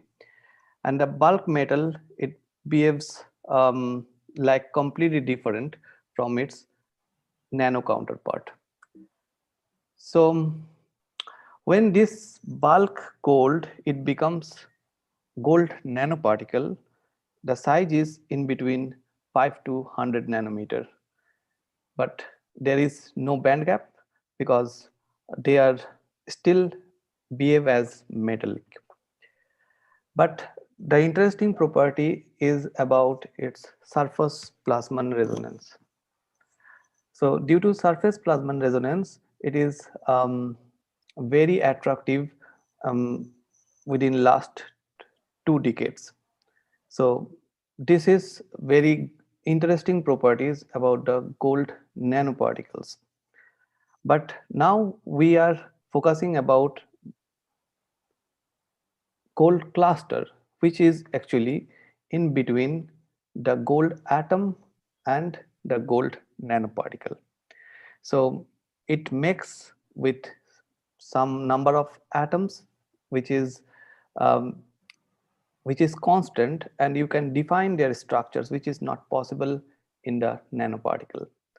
And in this small regime where the size is less than 1 nanometer, it behaves like molecules. So it is actually the bridge between the nanoparticle and the atom, and therefore it has band gap, especially like the semiconductor nanocrystals. So due to this band gap, they are fluorescent in nature. But as I mentioned you before, that this fluorescence property, it is very, very low and non-comparable with the classical quantum dots. So in this small dimension, there is the last and the most special properties of gold. This is the advanced optical properties. So they are basically different types of gold nanoclusters. So it is composed of gold and its size is less than 2 nanometer, and the outer part, it has some ligands which make it stable in this small region. So you see that gold clusters, they have some specific structure like the atom, like the molecule, but they are actually in between the nanoparticle and the atom. So you see here, this is the dimension. So in this small dimension, this is an example of gold 25. So you see, this is the X-ray structure of gold 25.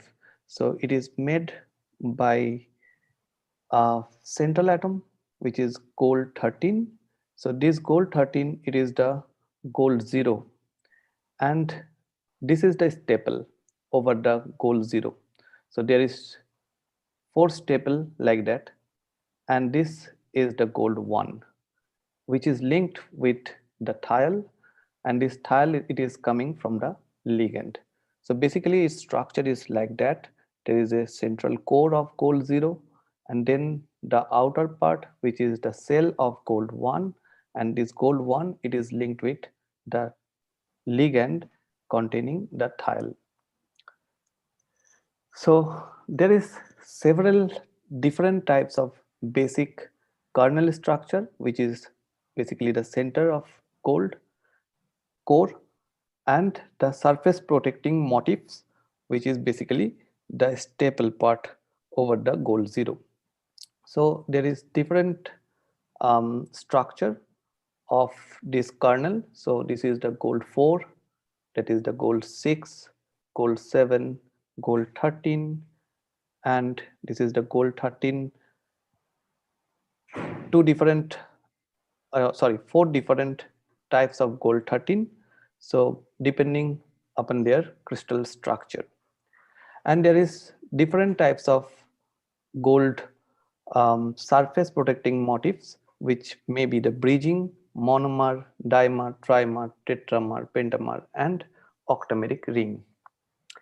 So this first one, which is the kernel structure of gold 0, and the second one, which is the protecting motif over the gold 0, they can make the cluster by several different clusters depending upon which gold core and which gold motif and how many numbers of gold motif is there over the clusters.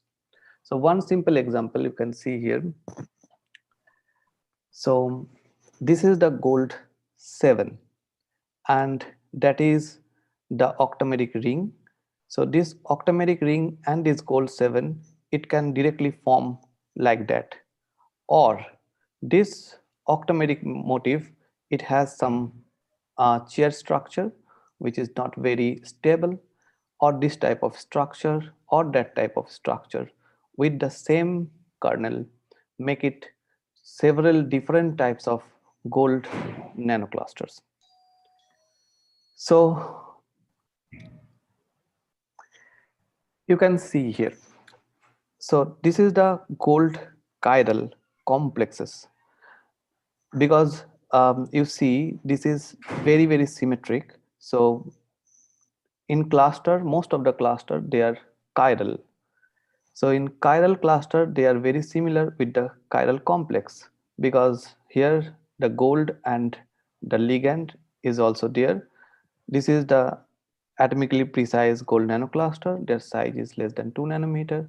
They are also chiral, and when they make the assemblies, they are also chiral.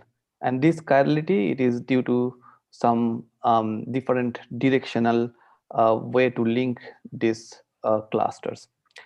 So what is the difference between them? When this is the complex, there is the free electron at gold S1, 6s1, but when they make the cluster, so there is no free valence electrons.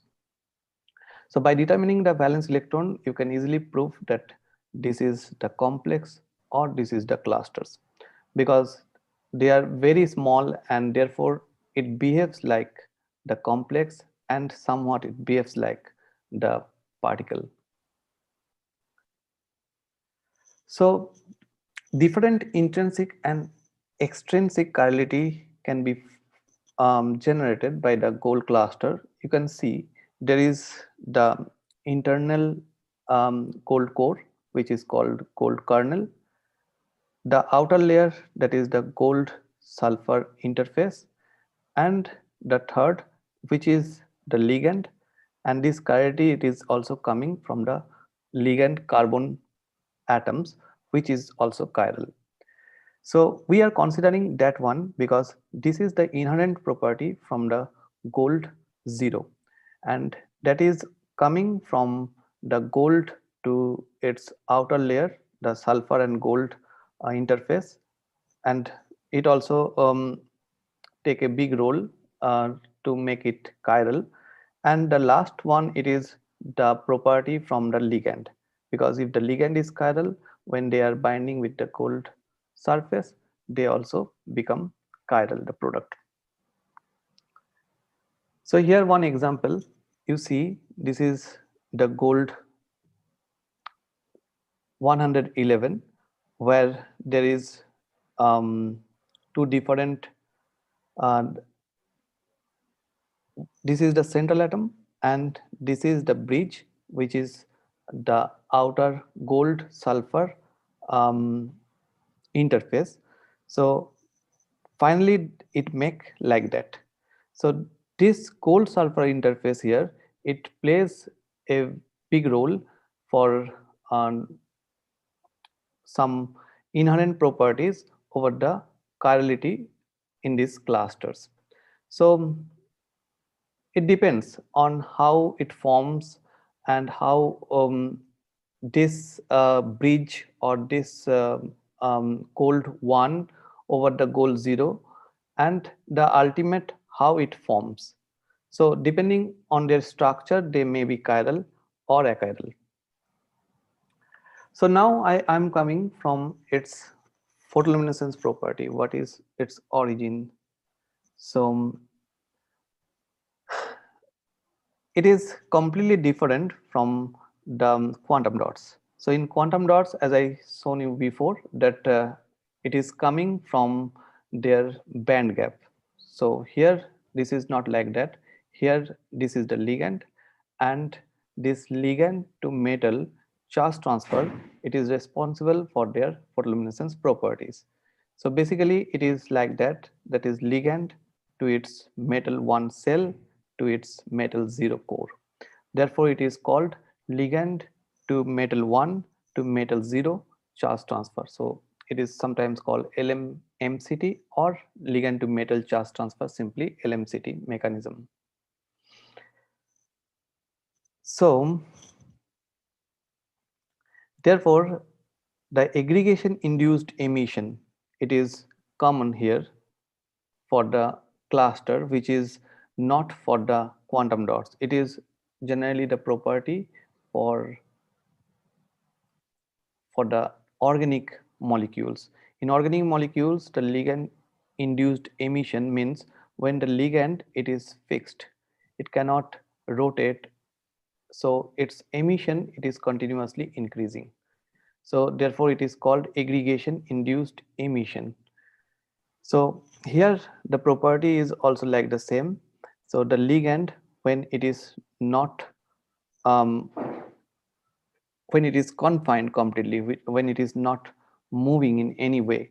So you see, this is a Jack's paper on 2012 where they shown that this is the gold.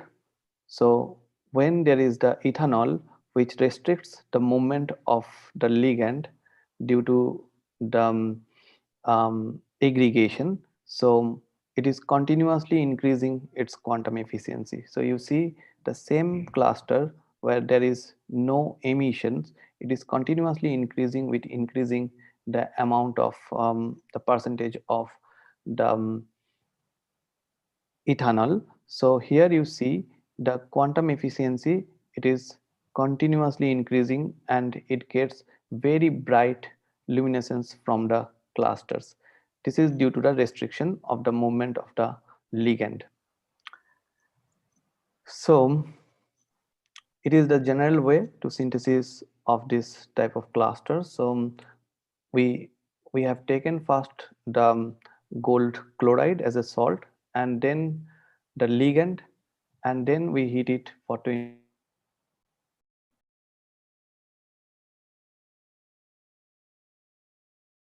24 hours to make the TM image. So you see the dots here. So the size, it is near about 1 nanometer or less than 1 nanometer. So but the problem is about its photostability, which is very common for the clusters. So you see here, so this is a silica substrate and the gold, it is over it.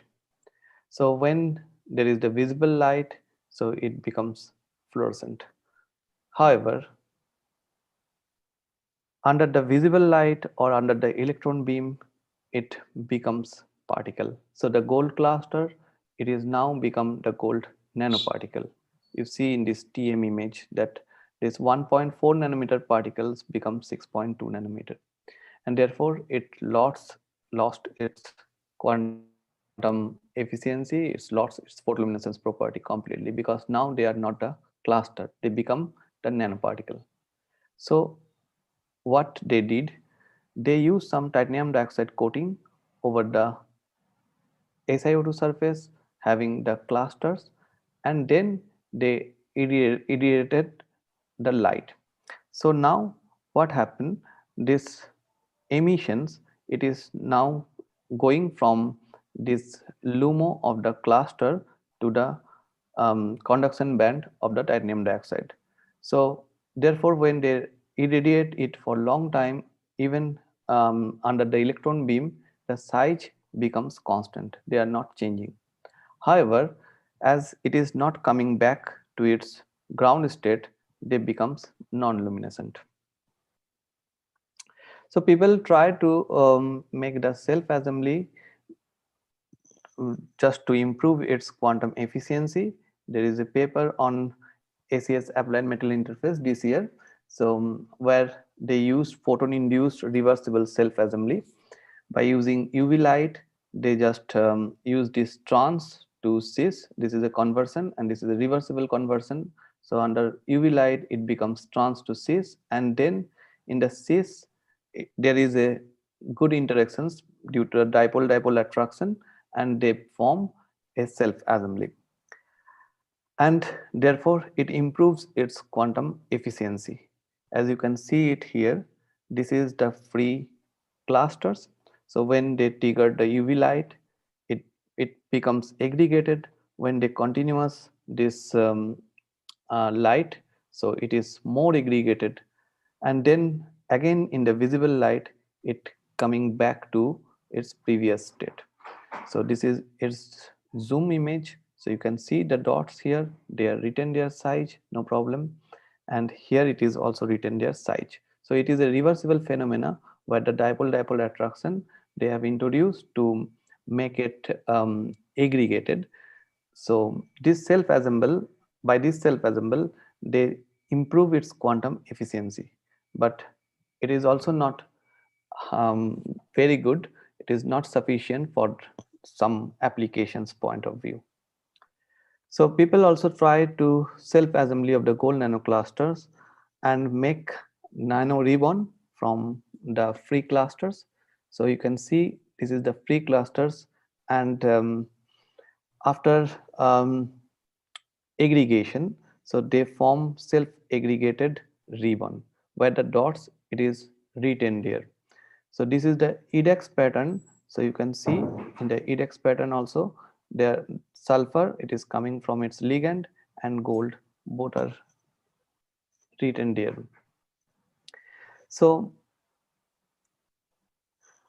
they improve its quantum efficiency by making such ribbon, and you see this ribbon it is actually made by the individual gold clusters. So the ligand they are continuously cross-linked by one. This is the pi stacking, and therefore there is two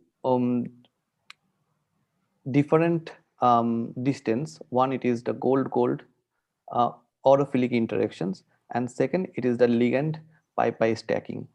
So it makes it as a ribbon. So there is a 1 nanometer here and the 0.7 nanometer gap due to the pi stacking. So you see here at low temperature it is very good, having good efficiency, but in the higher temperature, in the room temperature, it is fluorescent, but its efficiency is quite less compared to the photoluminescence property at the low temperature. It is also the same due to the aggregation induced emission. So when at the low temperature, it restricts the movement of the ligand, and therefore its efficiency is quite higher. But when it becoming to the room temperature, the restriction, there is some movement of the ligand, and therefore its photoluminescence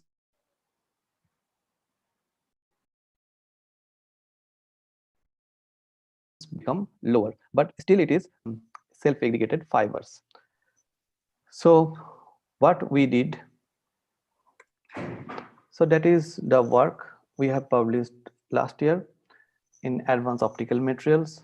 So where we use the gold and glutathione as a ligand to make the clusters, and after that we interact with metal ions. We use tin 2 plus. So this tin 2 plus it form metal chelates, and it makes a three-dimensional structure of the gold nanocluster framework. So this framework it is spherical in nature, where the gold it retains its size and property, but they are continuously linked by tin 2 plus. So as a result, you can see here, this is the normal tem, and this is the cryotem. So the dots, it is as same as it is in the beginning. And this is the electron tomography, where you can see that the dots, it's written its configuration, but it makes a three-dimensional superstructure. And this is the cross section of this superstructure. So the dots they are continuously there by cross-linked with each other. So this is the nice video here in this 3D reconstruction of this superstructure. So you see that in this sphere, the dots they are continuously. You see here, this is the inner part. So the dots are written there, and they are continuously linked with each other, but they are not aggregated to form the nanoparticle. So to monitor this effect, we used tin 2 plus, and we increased the concentration of tin 2 plus from 10 microliter to 400 microliter, and we designated these particles like gold nanocluster framework 10. 10 means it is making by 10 microliter tin 2 plus. So like that 20, 40, 60, 80, 100, 200 up to 400 microliter of tin 2 plus. So the nice structure you can see here.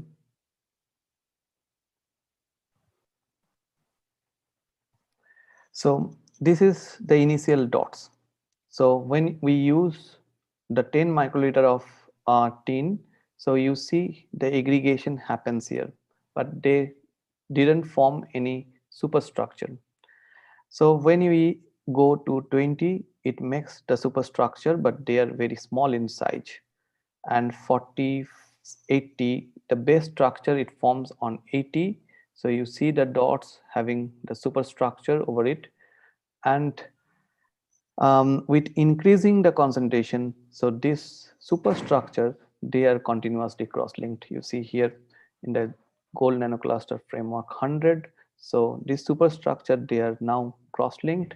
So they are continuously cross-linked one by one. And when this is the 400, here you see the network, it is continuously formed, and this make a giant structure of the clusters. So here you see the UVs and its PLE, means photoluminescence excitation of these clusters. So you see the main cluster, its property is completely similar after it is converted to the framework structure. So you see the multiple peak here. This multiple peak means there is several transition from inside the cluster. So it is from the ligand to gold 1 cell. So for this we get one peak, from gold 1 cell to gold 0 core, another peak, and goal 0 to its means it is in the inside the cluster there is a transition like the valence to its conduction band. So there is multiple transitions, it is very common for the clusters, and therefore it becomes photoluminescent. So due to this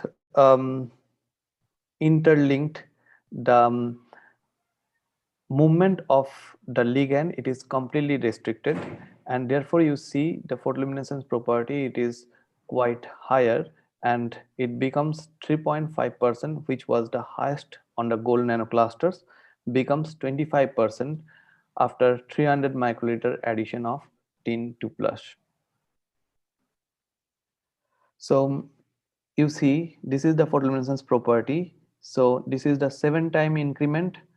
When this is the free cluster, it becomes like that, and this is for the 300, and after that it is decreasing.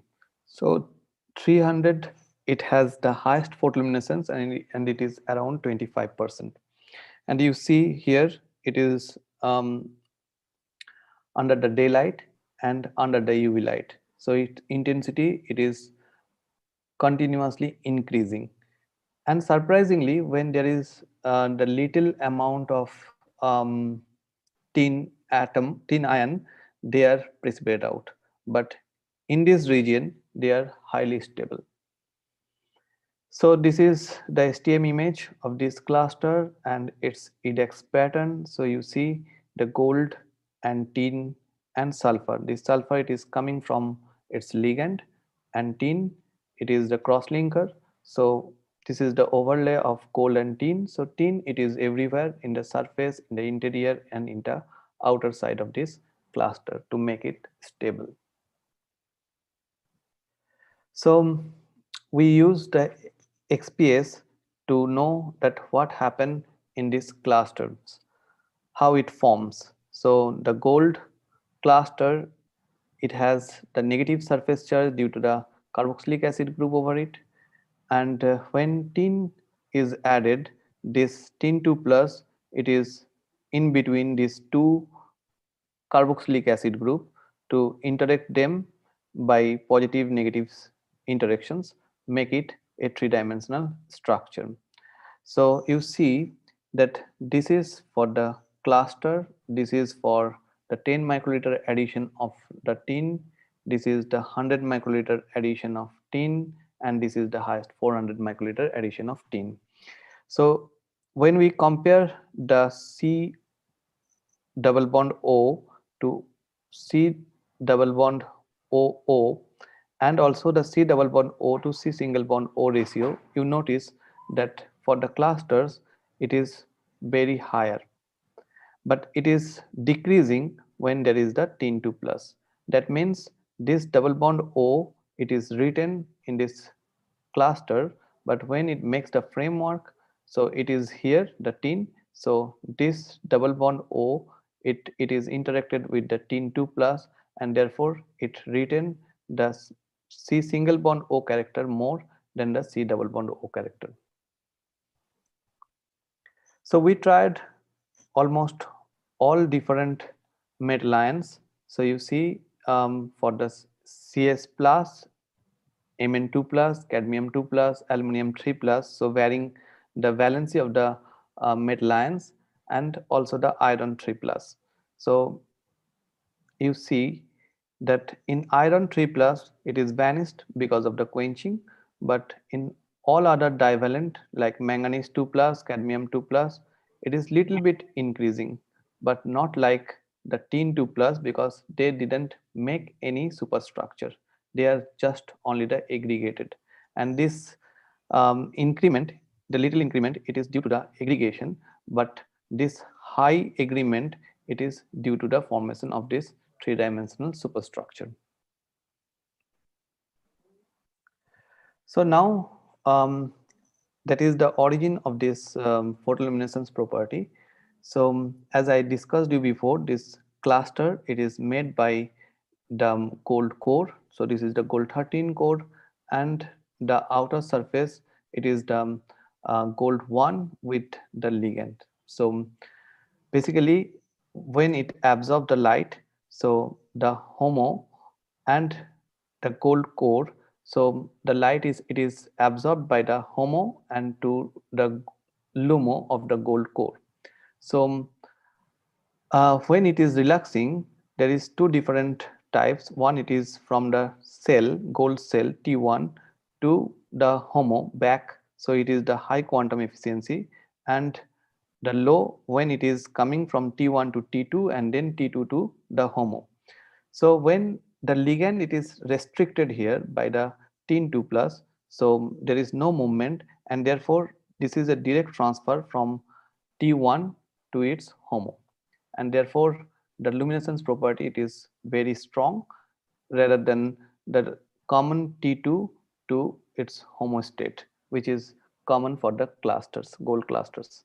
So we improved a lot by using three-dimensional, by making three-dimensional structure by using tin 2 plus as a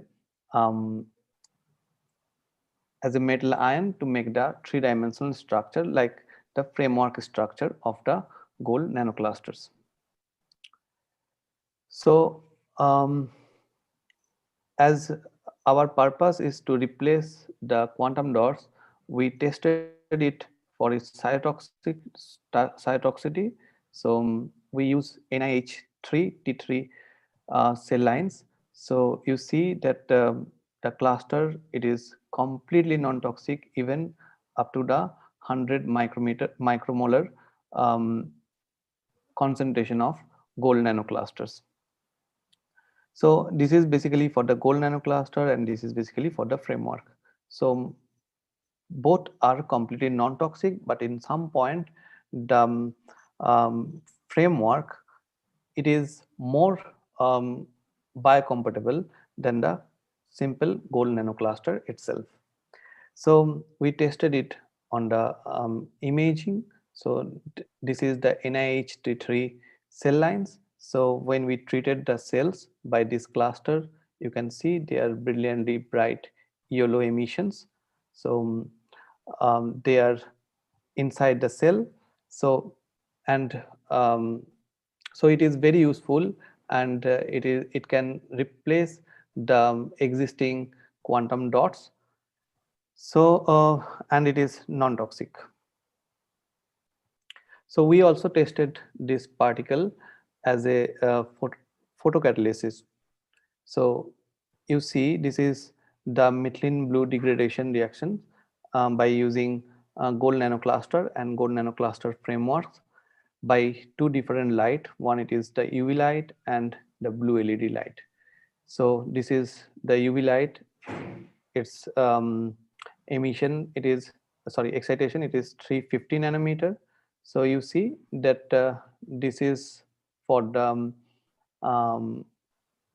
clusters, and so this is the control, this is the gold nano cluster. So gold nano cluster basically it improves but not the very good.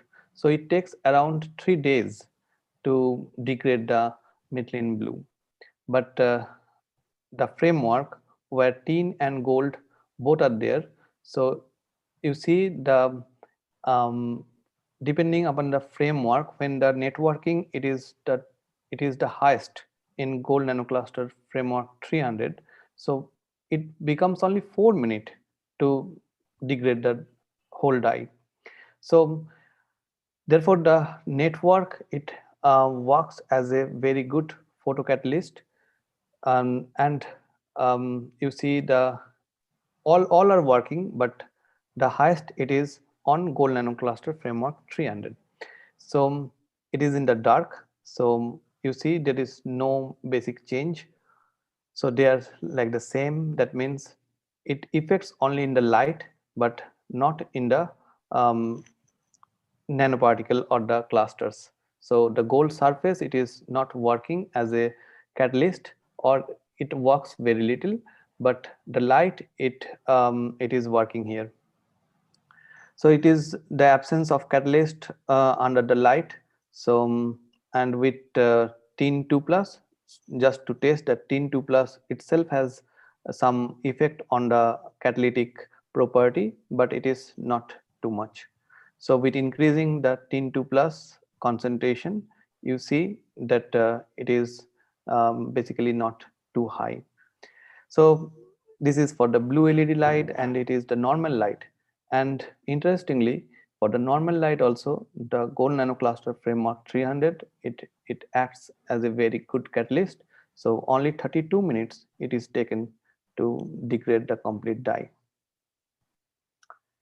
Yeah, so that is the conclusion over it.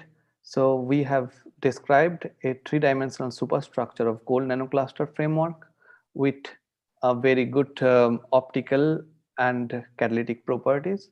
So we studied the effect of different metal ions and their composition on the structural and photophysical properties of gold nanocluster and gold nanocluster frameworks. And surprisingly, among all the metal ions, only tin 2 plus ions enable the formation of superstructural framework from the gold nanocluster in solution phase by intercluster cross-linking through negatively charged GSH ligand over the gold nanoclusters.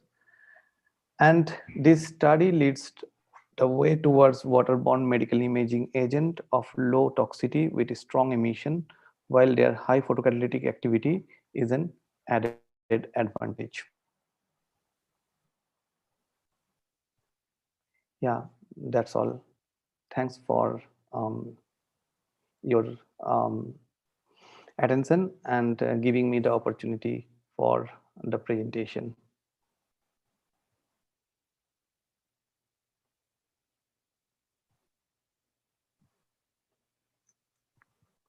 Okay, so you can stop sharing your video.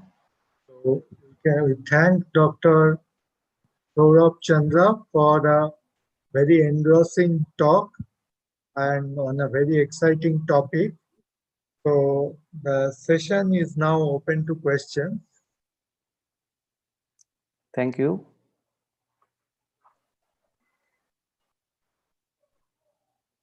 Are there any questions from the participants or from the panelists?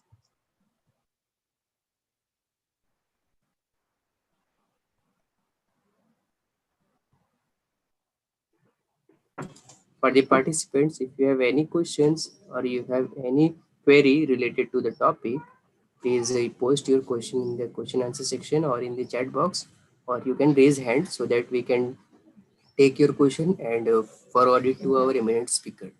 So this is the question answer section for the session 2. So please post your question in the chat box or in the question answer section. This question answer session is for 1 to 5 minutes. After that, we will be moving to next topic. So it is requested to all participants, if you have any question, please post it. This is the last talk. After this, there is no talk. Yes, sir, yes. So this is the final session. Yeah. There is a Question answer session. There is one question in chat box. Yes.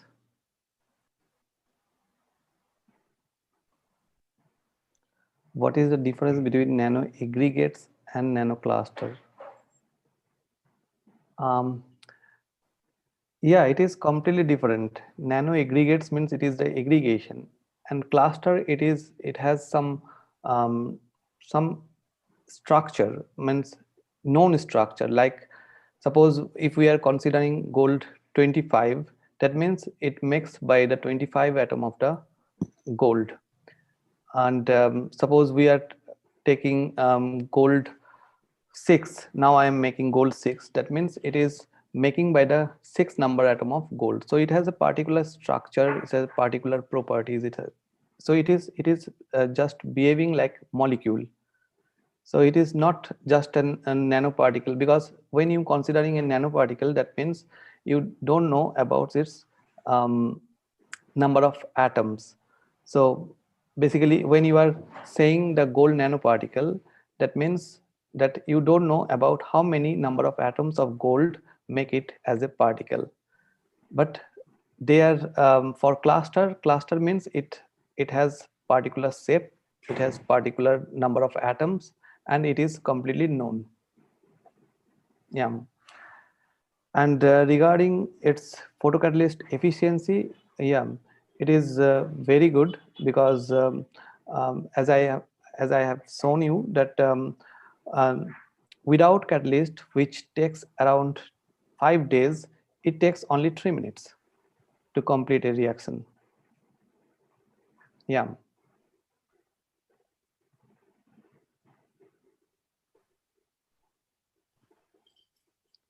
Okay. So Professor Bhatt, do you have any question? No, one more question is there, I think. Shift in wavelength in emission or excitation depends on size.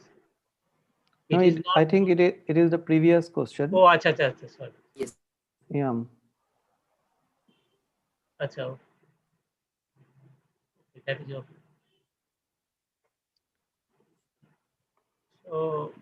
So I think Dr. Chando has given a very excellent talk.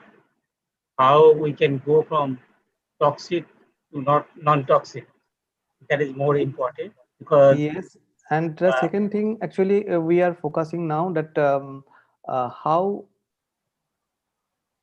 we can make something which is in between nanoparticle and atom. Not like we are making nanoparticle, we don't know about how many number of atoms are there, but now yes, we are playing with the substance which is very small, like its size is less than 1 nanometer, and it is in between the atom, so it makes a bridge in between the atoms and the nanoparticle. Yes, so it behaves like a semiconductor, rather it is a metal. Right, Yes. right. That is a good idea, obviously. Okay, I have no more question. Then now Dr. Sannal, if there is no more question, then or we can wait for 1 or 2 minutes. Or if there is any question. We have one more panelist, Dr. Shiladitya Sengupta. Do you have any questions? Dr. Shiladitya Sengupta.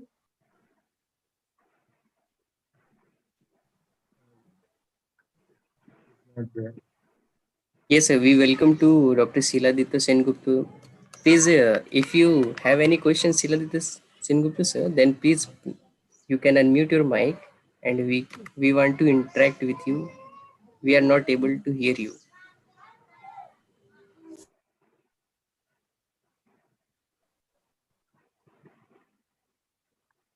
So Shiladitya Sengupta sir has joined. Yes, he is visible. Please unmute. But mute, right? Yes, sir. You have to unmute your microphone.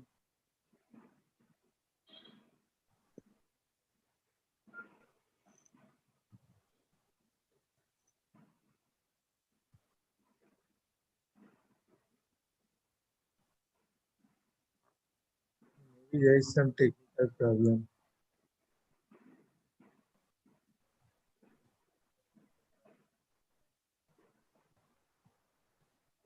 Silabdita Sengupta sir, are you there? You have to unmute your microphone. Sir, please unmute your mic so that we can hear you, sir.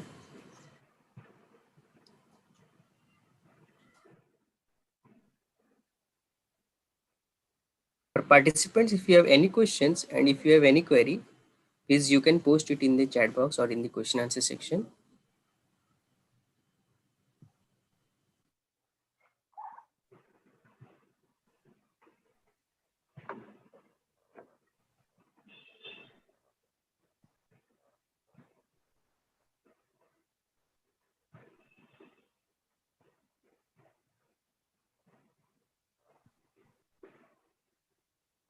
Okay, probably there is no more question.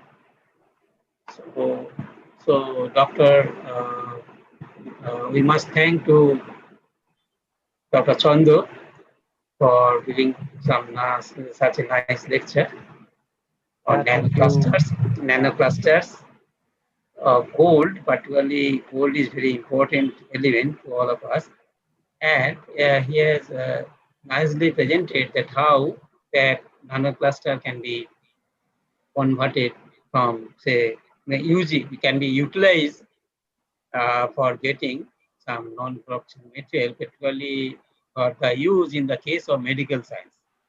Particularly, obviously, there is a possibility of use, and in some cases, probably some use already started. And I think in future, when people will be able to know that what are the other abilities, then there is a possibility to have more scientifically they can utilize it for the purpose of different medical purposes, so that our world may be relatively better, or we can stay better for different diseases, or better we can repair our diseases. That is the main thing. And Dr. Chando has done some work on, at least and initiated some work, or his group, or his group people, so that we can, to some extent, moving forward, get an idea about all these materials. So thank you, Dr. Chandru, for giving such a nice lecture to us and giving us some more light about it. So with this, on behalf of the organizer, on behalf of the department, on behalf of the university, I thank you, because you are from abroad, and we are very happy that you immediately agreed to give a talk and stay with us for such a long time, and spending such a long time with us. So thank you very much. Yeah, thank you. Yeah. Thank you, Dr. Bye. Chandra, and yes, thanks for a nice talk. Hope to see you again. And we thank all the speakers of this session, and also to our head of the department, Professor Radhavallabh Bhatt. And with that, we will close this session for today. And tomorrow we will start the session again at 2 p.m. I think tomorrow we have two speakers. The second talk of Professor Amit Ghoshal, I think, and also Dr. Anirban Mitra.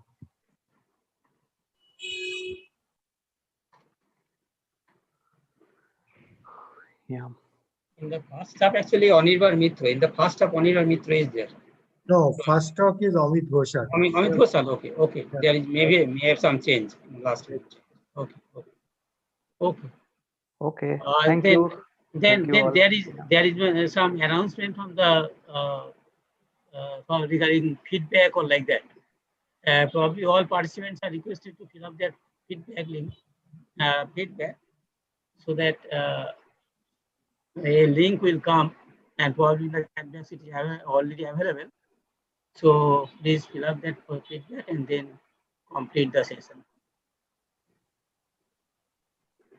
Thank you, Var sir. Thank you, Sanyal sir. Thank you, Saurabh sir, Saurabh Chandra sir. And thank you, participants. For participants, we have provided one feedback link in the chat box, and the joining link for day 2 tomorrow, that is 2 p.m. onwards. So please fill the feedback form, and please note down the joining link for the day 3, that is tomorrow at 2 p.m. So we will be back tomorrow at 2 p.m. So kindly take the joining link, and please give the feedback for the today's session.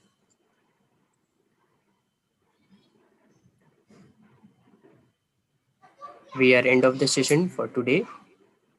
So please give the feedback for today's session, and joining link for day 3, that is tomorrow at 2 p.m. We will be back. So please take the joining link. So I request to all panelists to please log out, and we will be keeping this link available so that the participants can note down.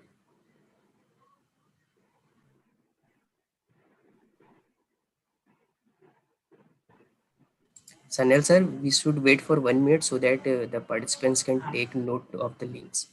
Sure.